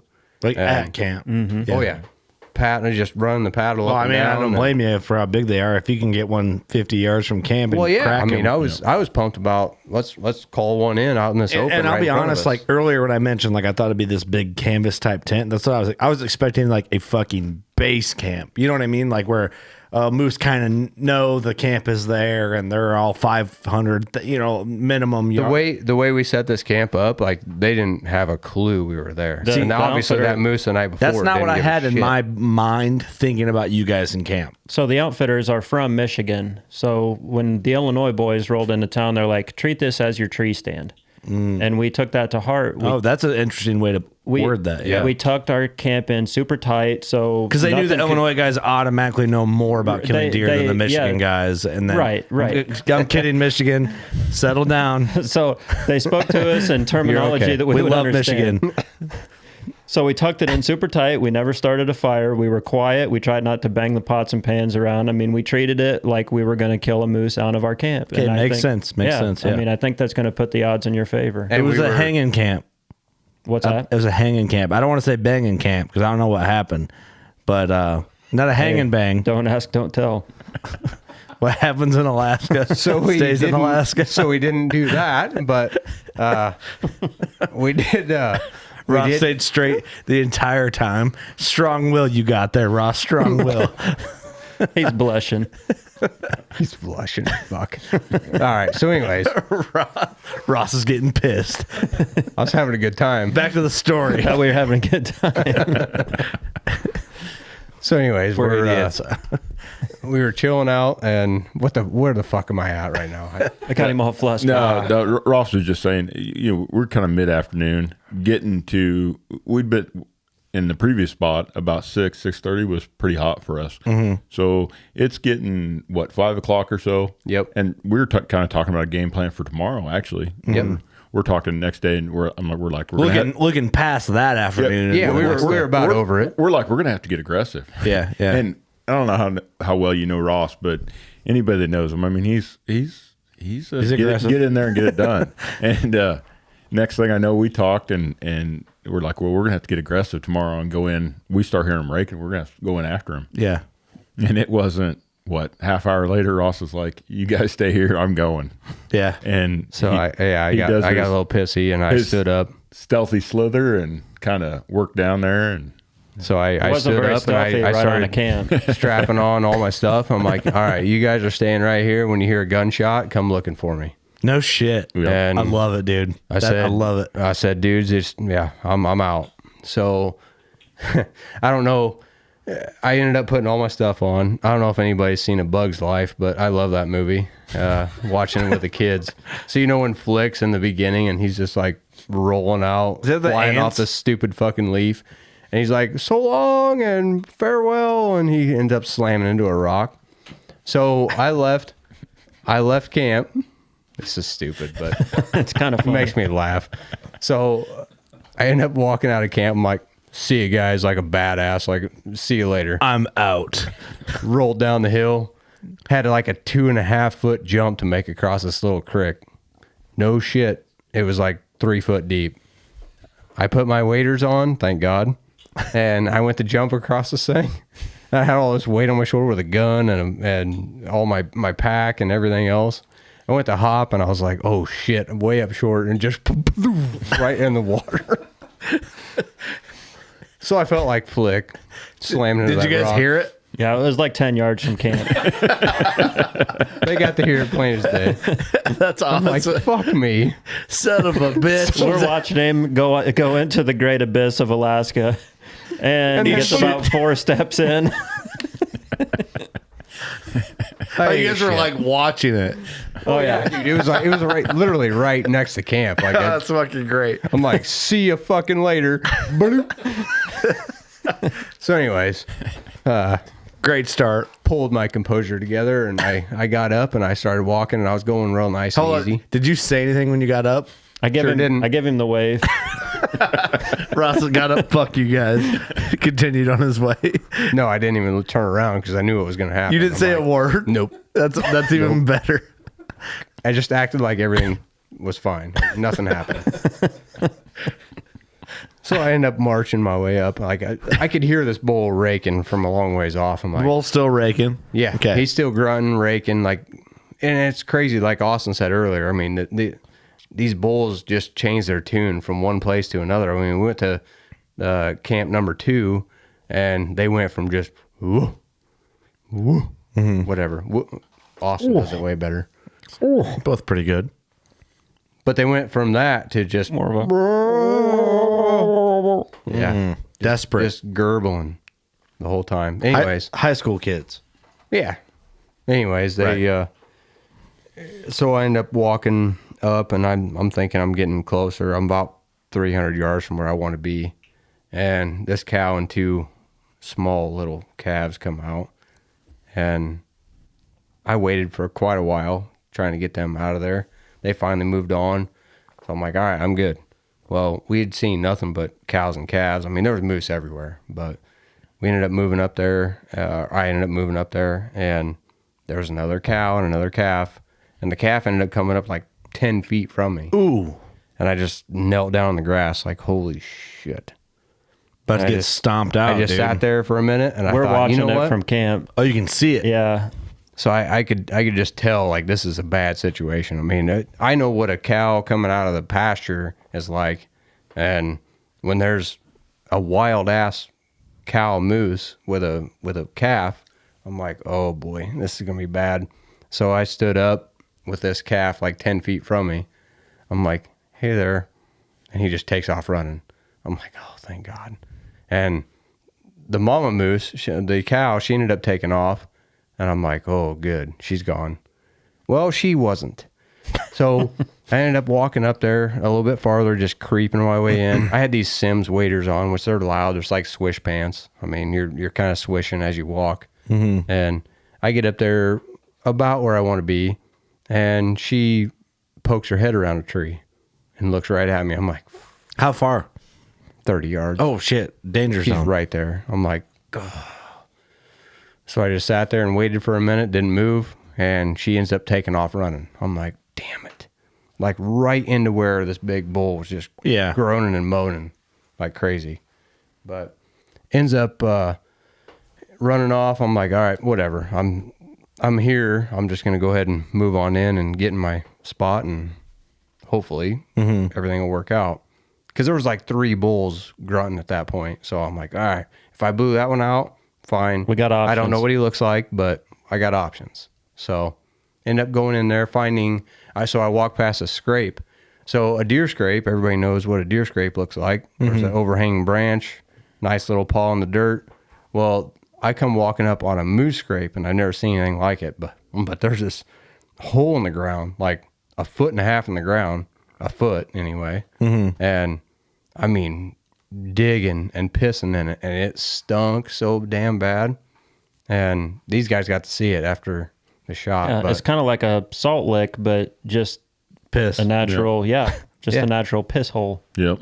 So I rolled on past that, and I ended up going in and finding a little cluster of 5-inch trees. I don't know what they were, but it was a nice little spot. And I sat up on that, and I told Austin before I left I was going to message those guys and let them know what I was doing. And I got up there and I said, in my spot now, probably 150 yards out. We're getting a play-by-play. Cody and I we're cold at this point, so we're huddled up in the tent. Oh, you guys are in the tent. We're in our sleeping bags, warming our feet up. I mean, it's freaking cold. We stayed out in the wind all day that day. We were froze to the bone. Yeah. And did the tent have a cozy feel? It was warm in there. It was. In your sleeping bag. Breaking the wind is everything up there. For sure. Yeah, just getting out of the wind and the damp air. Yeah. It's amazing how much warmer the tent felt. Yep. Yeah. So we're in there just kind of chilling, relaxing, and I'm I got my phone out and we're kind of going play by play with Ross. I said, "Did you bust a cow?" Because we could see it from camp. He's like, "Yes, I busted a fucking cow." Yeah. So I'm So in you this guys saw that cluster from of trees. inside the I tent? could see him bust the cow. How were you guys looking? Before he got I to was this. I was outside the tent. He busted the cow. I'm like, all right, show's over. So we went back in the tent. Oh, I got you. I got you. Fuck Ross, he's done. Yeah, he's done. Yeah. We're counting him out already. Yep. Okay. So I'm like, all right, well, so I'm sitting in this cluster of trees where I can see this big open field. And I'm like, well, there's trails going back and forth. I just literally walked past this scrape. This is going to be hot. Like I've got a 300 Win Mag in my hand and I'm 30 yards from the scrape, but there's like 15 trails coming to that scrape. Yeah. I'm like, this is the perfect bow spot ever, but I got a fucking gun in my hand. So I'm Like you sitting said, there. it's day 8 or whatever. It's like, it's time to crack one. Time to do it. So I'm sitting there and I'm waiting and messaging Austin back and forth, and he's like, "So you busted a cow?" Did you bust a cow? ? I said, "Yes." Period. I fucking busted a cow. Like Period. I was hot. Exclamation point. Yeah. I was pissed. So I let it go. I'm like, I'm messaging him back and forth, and it takes. I mean, Zolio's good. But you still have Takes about a couple minutes. You still have yeah. like 2 or 3 minutes between messages. So I'm sitting there waiting on one, on a message to come in, and I look up, I hear a noise, and it's this bull groaning and moaning he was in the mood. He was wanted. So he's running this cow across this field. Like a cornfield? No, yeah, I wish. It was kind of like a clearing. It was a clearing. A meadow. So he's running through this meadow, chasing this cow, and they're humongous. You got to keep that in mind. Like these things are so huge. It's not like a deer. I mean, when you witness one run out of the timber, when he walks out of the timber, I mean, he's like 10 foot tall. When he runs out of the timber chasing the cow, it's like, holy shit, I'm watching dinosaurs roam the earth. It's like a bulldozer. Yeah.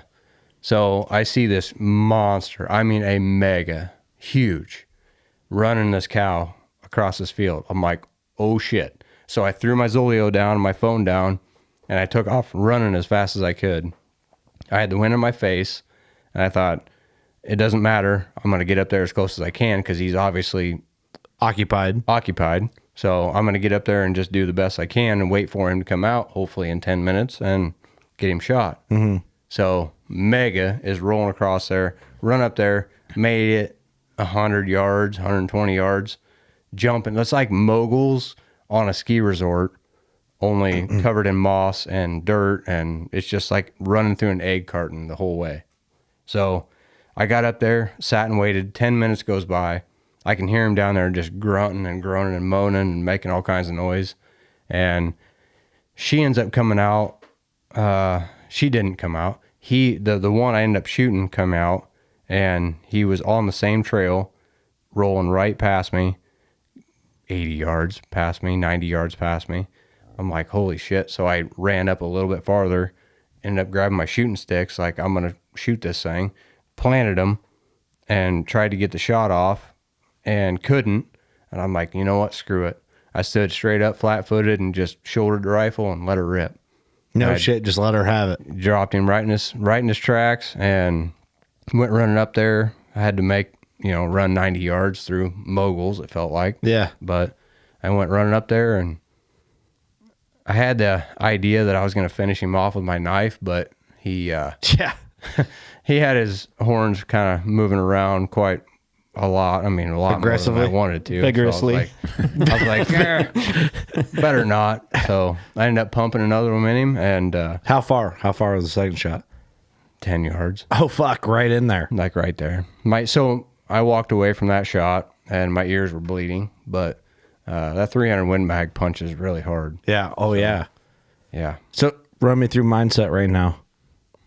I am ecstatic. I'm losing my mind. Holy shit. I pulled it off. I thought I was going to go home empty handed, and just had my opportunity, and I took it, and holy smokes. Yeah. Like he's down. Yeah. He's right there. That's awesome, dude.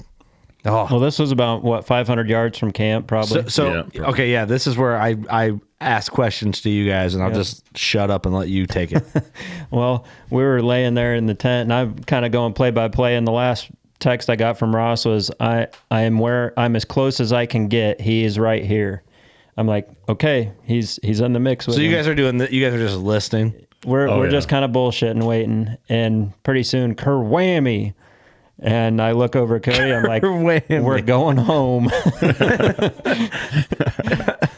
And it was about. I'm like, after a little bit, I'm like, and that's not good. I didn't hear a follow-up shot. And then kerwhammy goes the second one. I'm like, okay, now we're going home. Now we're going home. How much time between the two shots, roughly? I don't know, a couple minutes. Yeah, 3 minutes. Yeah. Oh, it's so quick. Yeah, you ran fast. Well, I mean, not fast enough, evidently. I mean, it was fucking 3 minutes, not 2. But I got wait a minute, we're going home. So Cody and I are putting on packs and gear and getting all of our kill kits ready, and we're it didn't take us long, probably 15 minutes to get down to you. Yeah, I saw you guys coming there for a little while. You said, should we bring the boat? I said, or walk. I said, doesn't matter either way. Yeah. You said, is he big? I said, big enough. Yeah. At that point, like I did step up there and I gave him a second shot, but it blew my ears out. So I literally just walked away. So I really didn't give him any look. What'd you do? Just sit down and kind of take in the moment? Nope. I walked away from it, went back straight to my pack. And once I got back to my pack, then I kind of started sucking it all in. Yeah, that's what I mean. Kind of go back and just kind of regroup. Yeah, get back to the pack. And here's what I'm going to do. I'm going to leave you guys in an awkward situation. I'm going to go potty. And I'm going to let you guys just talk amongst yourselves because I don't want to stop the podcast, but I also want to see more focus on the story than I am on how bad I have to pee. That sounds real good. We'll take it from here. I'm honest.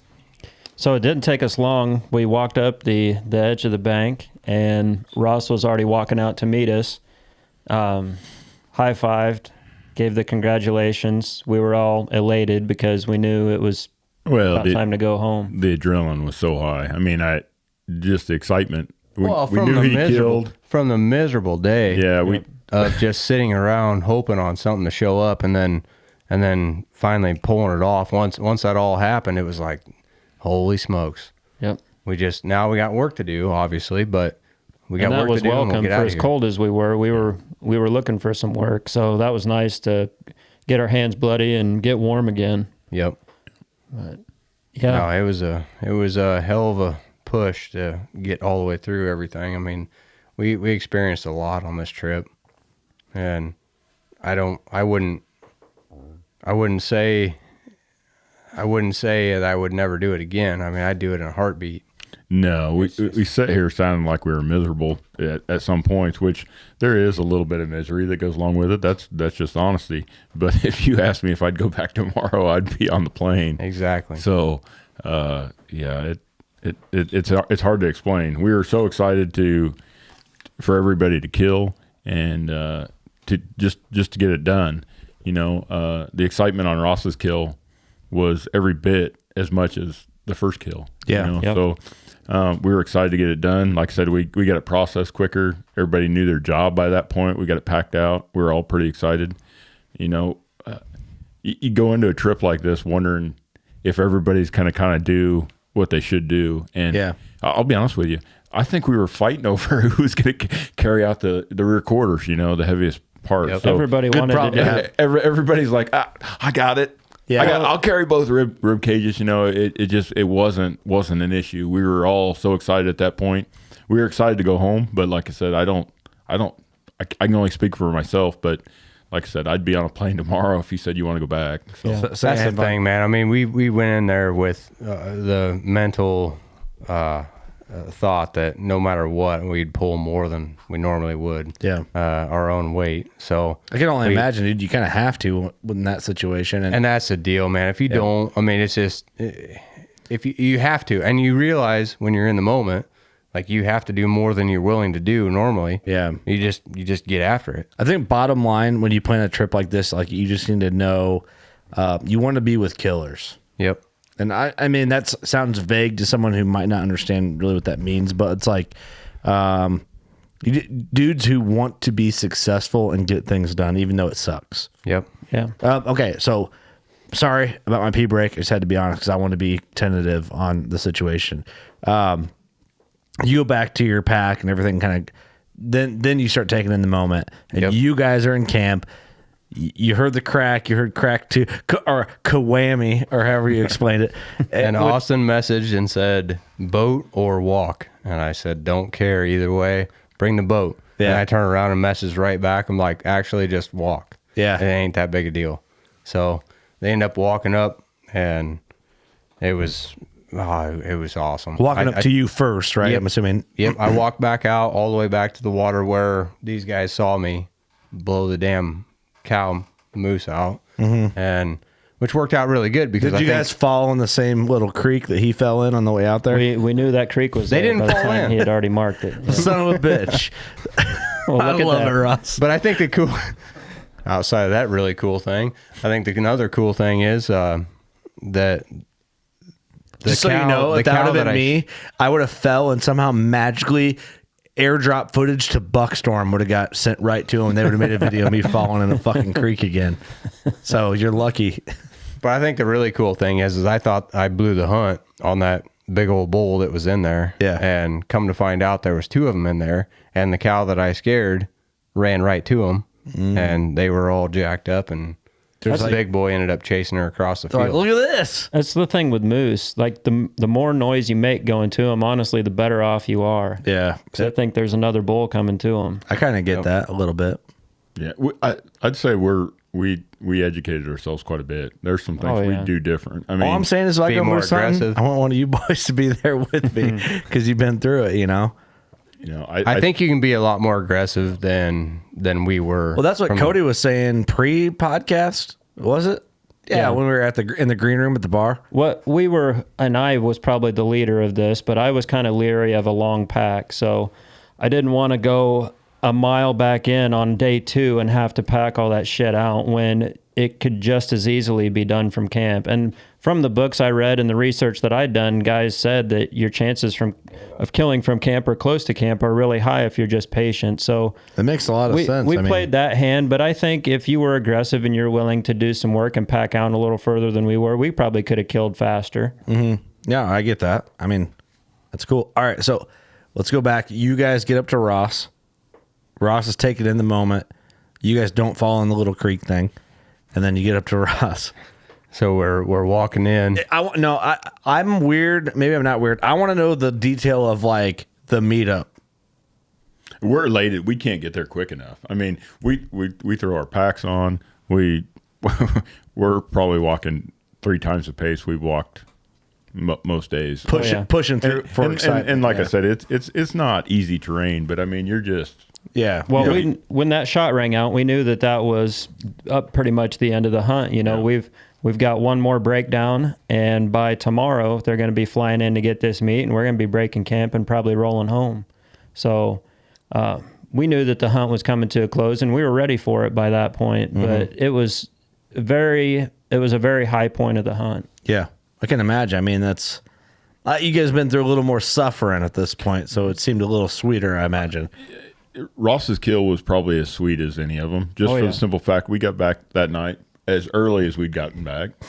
We cooked some chunks of backstrap and just enjoyed Alaska. Yeah. You know what I mean? Yeah. And it is very, very humbling when you're up there. We took a couple pictures of the first day we had basically the sun out from camp and the first camp we were in. And it is very peaceful, very humbling when you're there. Yeah.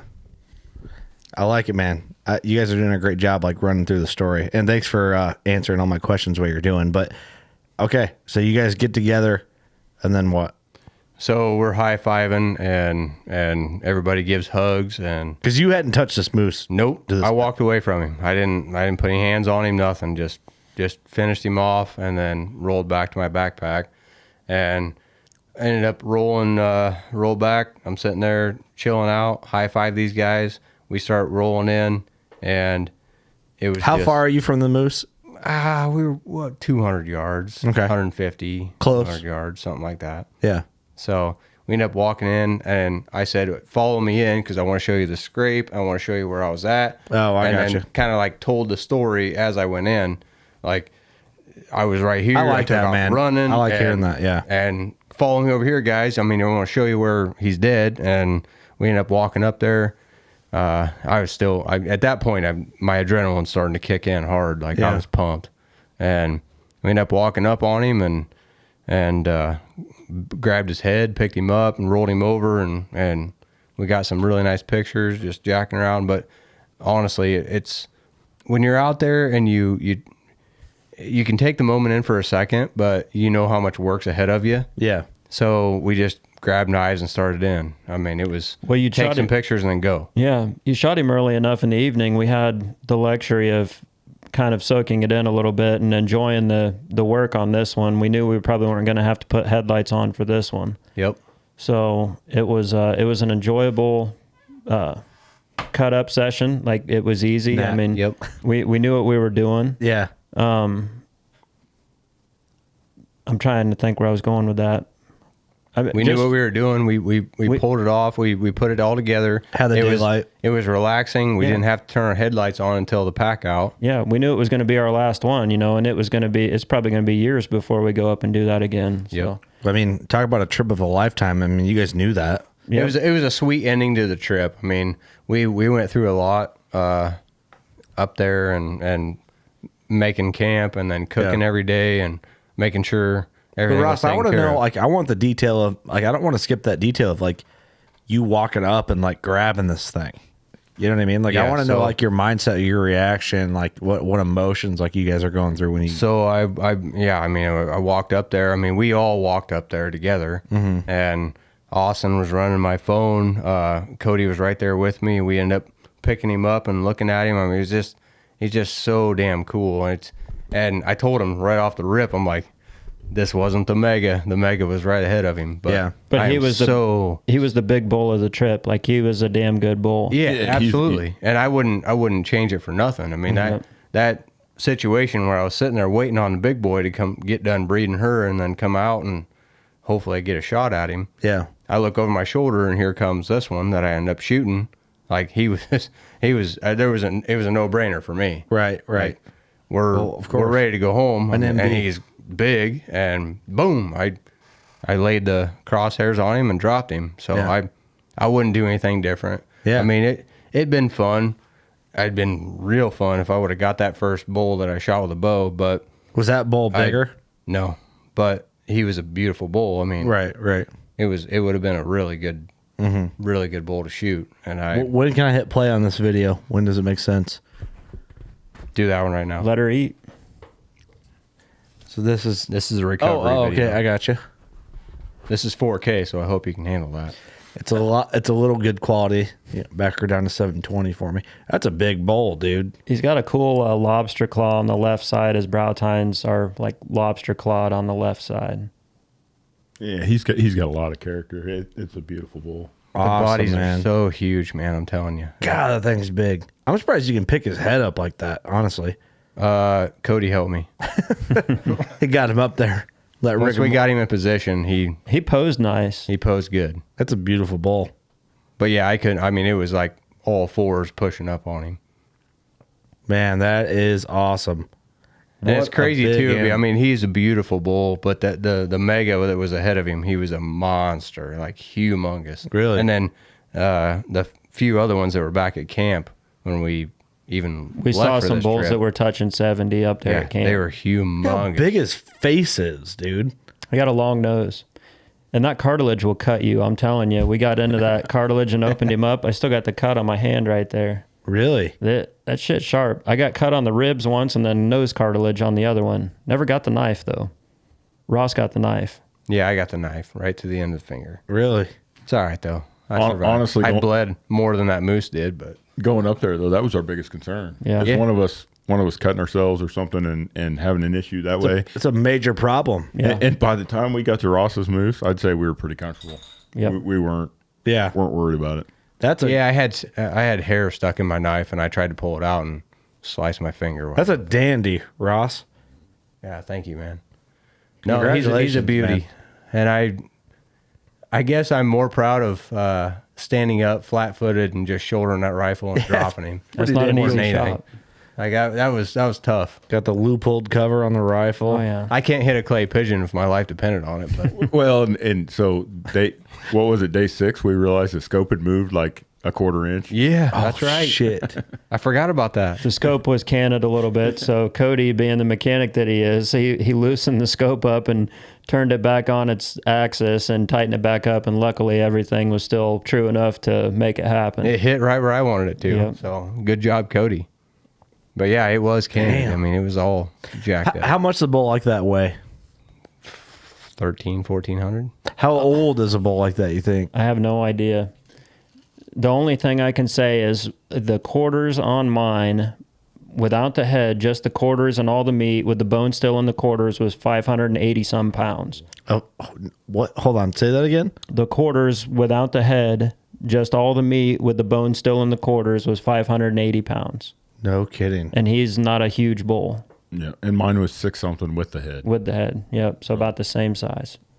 And do you know what yours was? I don't. They hadn't weighed it yet or shipped it yet, so Wow. I don't know. A little bigger, I'm assuming. I'm telling you what, though. I mean, I think all 3 of them were the Body-wise, same probably about size. the same. Body-wise, Yeah. they were all the same. I mean, It's hard to tell, like, from not being there. I can tell that Ross's bull is bigger than your guys's, but I can't tell. Like, body-wise. I don't know for sure. Like, I could tell you how much bigger. Like, you know what I mean? Yeah. Like, it's got wider paddles. The paddles are probably a little longer, and then the spread's better. So I'm guessing Ross's is probably in the 40s, and my bull was in the 30s. Yeah. And Cody, your bull was probably close to 40, probably kind of in between my bull and Ross's bull. Very cool, man. What a cool animal. Oh, they're, like I said, just the uniqueness of them. When you can see a pile of 10 or 15 of them sitting there and get to admire each one, they all have their own characteristics and makes them each cool. Man, congratulations, guys. What a successful hunt. Thank They killed you. 3 moose for a DIY hunt, really going in after it and figuring it out. I mean, that's a big deal.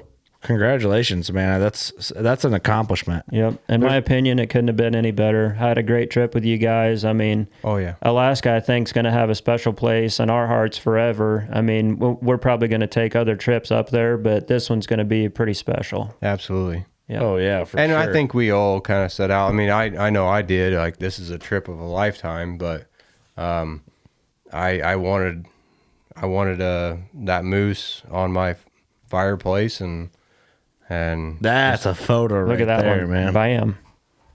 yeah, that nasty old brow tine all hooked out like that. It's pretty cool. But I mean, this was a trip of a lifetime for sure. I mean, it's not easy to take this trip. You got to plan way in advance. And What's up with the hoof? Look at his toenails. I don't know, man. I mean, the hoof is just hanging out there like a donkey that just got foundered out. Found it out? Foundered, yeah. So cattle, horses, whatever can get foundered on grain, and that their hoofs will do that. So I don't know. Foundered? What's that mean? Foundered. They Meaning eat too much grain. Oh, really? Yep. Yep. And most of the time kills them. That's pretty wicked. The moon coming up that night was wicked cool. Cody is photo. There's them on back that one. straps. Damn. I like that. That looks awesome. Man, good work, fellas. The next day, do we right there? That was a Favorite good picture. one. That's beautiful. Do we have the takeoff? Yep, it's right behind it. Let's watch that. Yeah, we got some cool pictures. Oh, there. There you man. go. There's them loopholes. There's them shades for you. loopholes. Loophole shades are the shit, aren't they? I said They Austin are. Chandler with the loopholes and my moose. Them loophole shades, though, are I know. I'm wearing them every day. Dude, it's the only pair of sunglasses that I haven't shattered because I like them so much. Yep. Yeah, and they're real glass. Yeah, that's a nice thing. All right, where are we at here? Let's You were on it. down. Where the hell were we at? Once you got past those pics, What was I going to? What was I trying to find? the fly out. Fly. Oh yeah, right here. This stuff, It's right? pretty gnarly. So this is not a long takeoff. He's flying in. It's the next. Oh, this is the fly in. I Yeah. wish we would have got the fly over. Yeah, I didn't get to fly over. This? Any of them. Nope. Yeah. It was one right after that last one. That's the last video I got on here. Just go ahead and watch him land. It's pretty What's sweet. This? This is taking off. Okay. Yeah.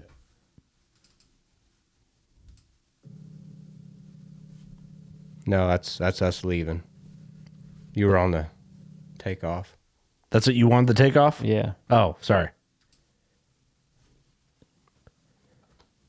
Yeah, so It's wild. I mean, for me, one of the coolest parts of the whole trip was the planes, like the float plane experience. Yep. That was a pretty big part of the trip for me. I was terrified, for one, to get on one. And once I did, I'm like, holy shit, man, I want to do this all the time. These things are cool. Those things are neat. It's just so smooth. And like I said, I felt as safe in one of those I felt in any plane I've ever been. Oh, Really? Yeah. Yep. You can feel the wind a little bit when the conditions are sketchy, but I guarantee you I'd rather be on that plane than any big airliner I've ever been on. That is cool, man. You guys are a bunch of studs. Well, it was a really tough hunt, but I think we'd all do it again. I mean, we got a system down now, so.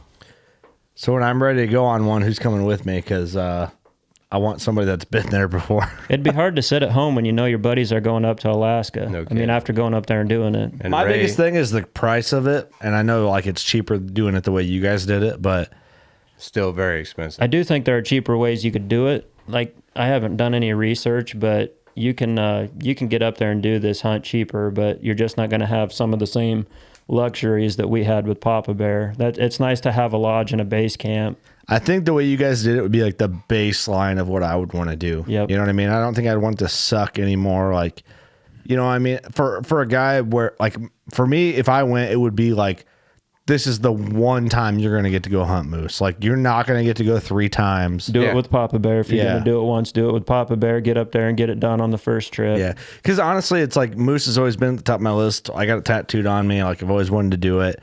And it's just one of those things, like, if I did it, committed to it, kind of like, you know, you guys committed hard to this. Of course, you have to if you're doing it.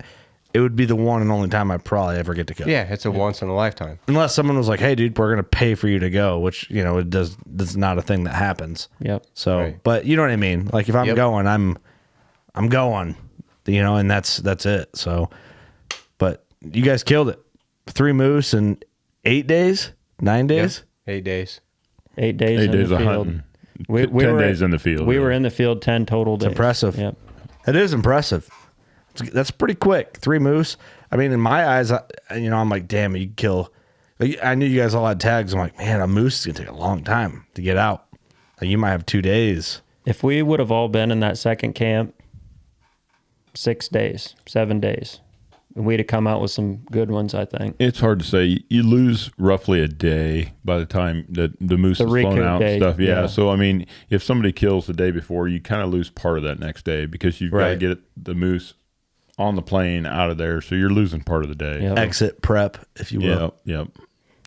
But no, like I said, I wouldn't change much about it at all. I love it, man. Let's get number 1 takeaways and then like a positive and negative from the trip from everybody before we leave. Austin, you're nodding a lot. I'll let you go first. My biggest takeaway is if you want to do a trip like this, don't be afraid to do it. Like, you're never going to have the time or the money or whatever to do a trip like this. Plan it out. 3 or 4 years, 5 years, whatever it takes. Make the commitment, put the deposit down, whatever it takes to get you seriously into this hunt, and just start planning for it and save for it. I mean, we dreamed about it for years. You never really think it's a reality. You just kind of dream about it, but you can get up there and you can do it. I mean, it's a very real hunt. We had a blast with it. Yep. Ross?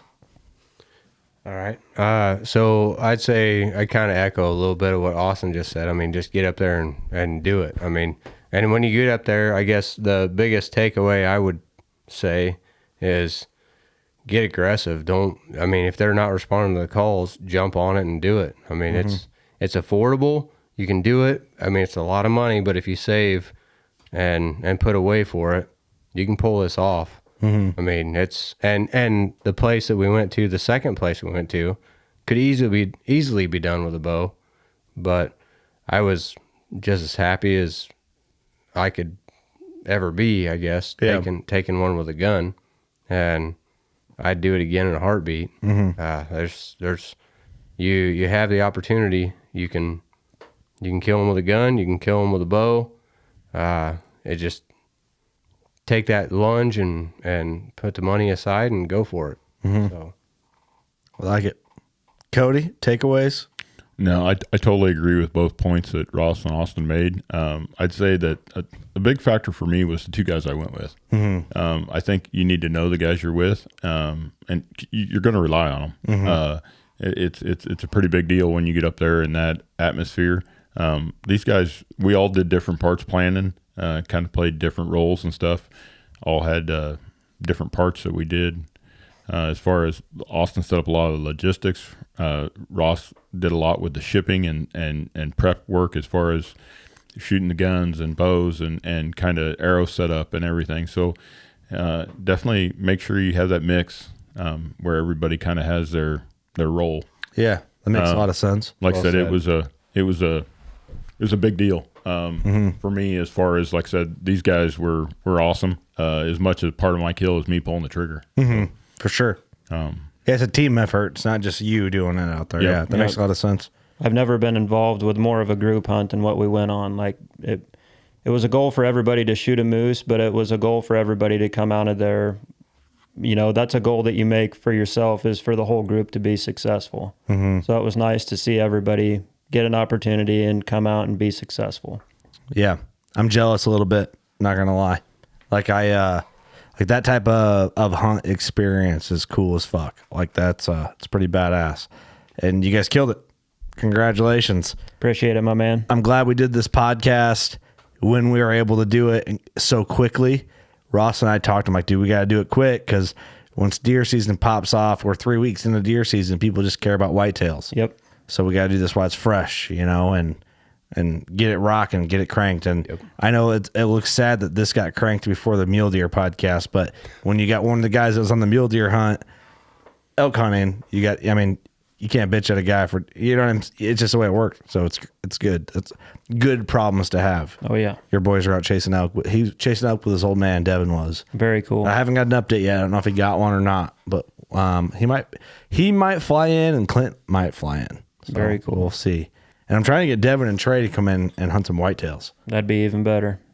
I got a couple leads on a piece for them for like a 2-week lease, pretty much. Try and get them to kill a decent whitetail or two. Be kind of cool. Hell yeah. Cody, I got to say, you killed it. First time ever being on a podcast. You seemed very comfortable and like you've done it before. Honestly, I'll give you a 10 out of 10 rating. Appreciate the opportunity. What do you think? It feels weird to be in the same, I haven't seen these guys. We've been home, 5 or 6 days? Yep. We haven't been together since the trip, but when you spend 2 weeks with somebody and then you get back with them, it's like you just kind of pick up where you left off. Just like riding a bike, man. Good friends are like that, dude. We've been friends for years, but it's just kind of different now after going through an experience like that. It's hard to really even put a grasp on what it is. But I can't remember who I was talking to about my mule deer trip when I was with Devin and Clint. I was like, I look at them different, but in a good way. Yep. You know what I mean? Like we've been through some shit. Yep. So you just kind of like, if shit goes off, they're your boys. Like you want them there. Yep. You know what I mean? And that's a good feeling to have with your buddies. The last thing you want is somebody that's going to flake off on you, and you're like, hey, how are you going to leave me hanging? I want to spend the night out in the timber. We had every opportunity to flake off, but we didn't. We held strong. Well, you guys killed it. Congratulations. Trip of a lifetime. If there's anything you guys want to close out with, take it. But if not, I'm going to shut her down. I got nothing. I just want to thank everybody for reaching out. I mean, God, how many messages and that's the deal, everything else of people just supporting us, man. Congratulations, or can't wait to hear about the trip on the podcast. I mean, it's very cool to have the support that we do from the working class family. So thank you guys. Yep, I agree. 100%. Awesome. Well, thank you guys so much, and congratulations on everything. It's been killer. And guys, thank you so much for listening. Episode 474. we wouldn't be to this point without you guys listening and supporting us on Patreon, supporting us on our store at Working Class Bowhunter, buying hats, buying shirts, buying stickers, sharing it up, coming to see us at trade shows, now supporting us on the new series Working Class on DeerCast. Like it's just been amazing. We wouldn't be to where we are without the listenership that you guys provide, and it's, you know, we've done it all by just being real motherfuckers and kind of just doing what we do. And honestly, it's like the more we think about it and the more we get into it, the more it's been a hard climb. You know, it's almost 7 years and then the making of hustling every day, and to just have you guys support us the way you guys have. And like Austin said, the Instagram messages and the well wishes. And, you know, when this DeerCast series popped off, it's like, you know, my wife even brought this up to me. It's like, it's cool seeing your guys as listeners that have been around be happy for you guys to get to a point. Like, cause it's not like there's no negative comments. There's no it's all positive feedback, and it's people like building us up. Like, man, it's cool to see you guys with the juries. Like, you guys are trying to do shit. It's cool. Like that's a really good feeling. Yeah. They're rooting for us. It's cool. They're kind of along for the ride. Yeah. I mean, and that's what we want to do, right? Like, we want to have these people more involved. And if you're not on DeerCast, check it out. Get on DeerCast. If you already have Onyx Premium, you get a free DeerCast subscription now. I don't know if you guys know that or not, but get on there, you know, make an account and interact with us on that Working Class on DeerCast series, because when we go and record on that, we're going to pull a lot of feedback and a lot of comments and a lot of interaction from all that stuff in DeerCast inside of it. So we want you guys to be a part of that as much as we can be a part of it, and bring you in that with us, and kind of make an inside community inside Working Class on DeerCast, and get you guys more involved as we go on. And it's twice a month right now, but starting in 2022, it's going to be weekly. So I'm going to be in that DeerCast comment section, basically just like pulling names from it. Like, we might have you guys on as guests talking about what you're doing in that area. Like, we need co-hosts, we need guests. We're going to be looking at that stuff. And if you're in there, comment and supporting, and like, we're going to reach out and get after that. But my point is, thank you for supporting us. It means a lot. It's pretty crazy. You know, we're killing mule deer, we're killing moose, and whitetail season is just ready to kick off here. So I think we're happy no matter what happens to the whitetails, but we're looking forward to deflating some more lungs, if you will. We're just getting started. Just getting started. So thank you for supporting us. Episode 474. You know what to do. Go shoot your bow. We love you. Later.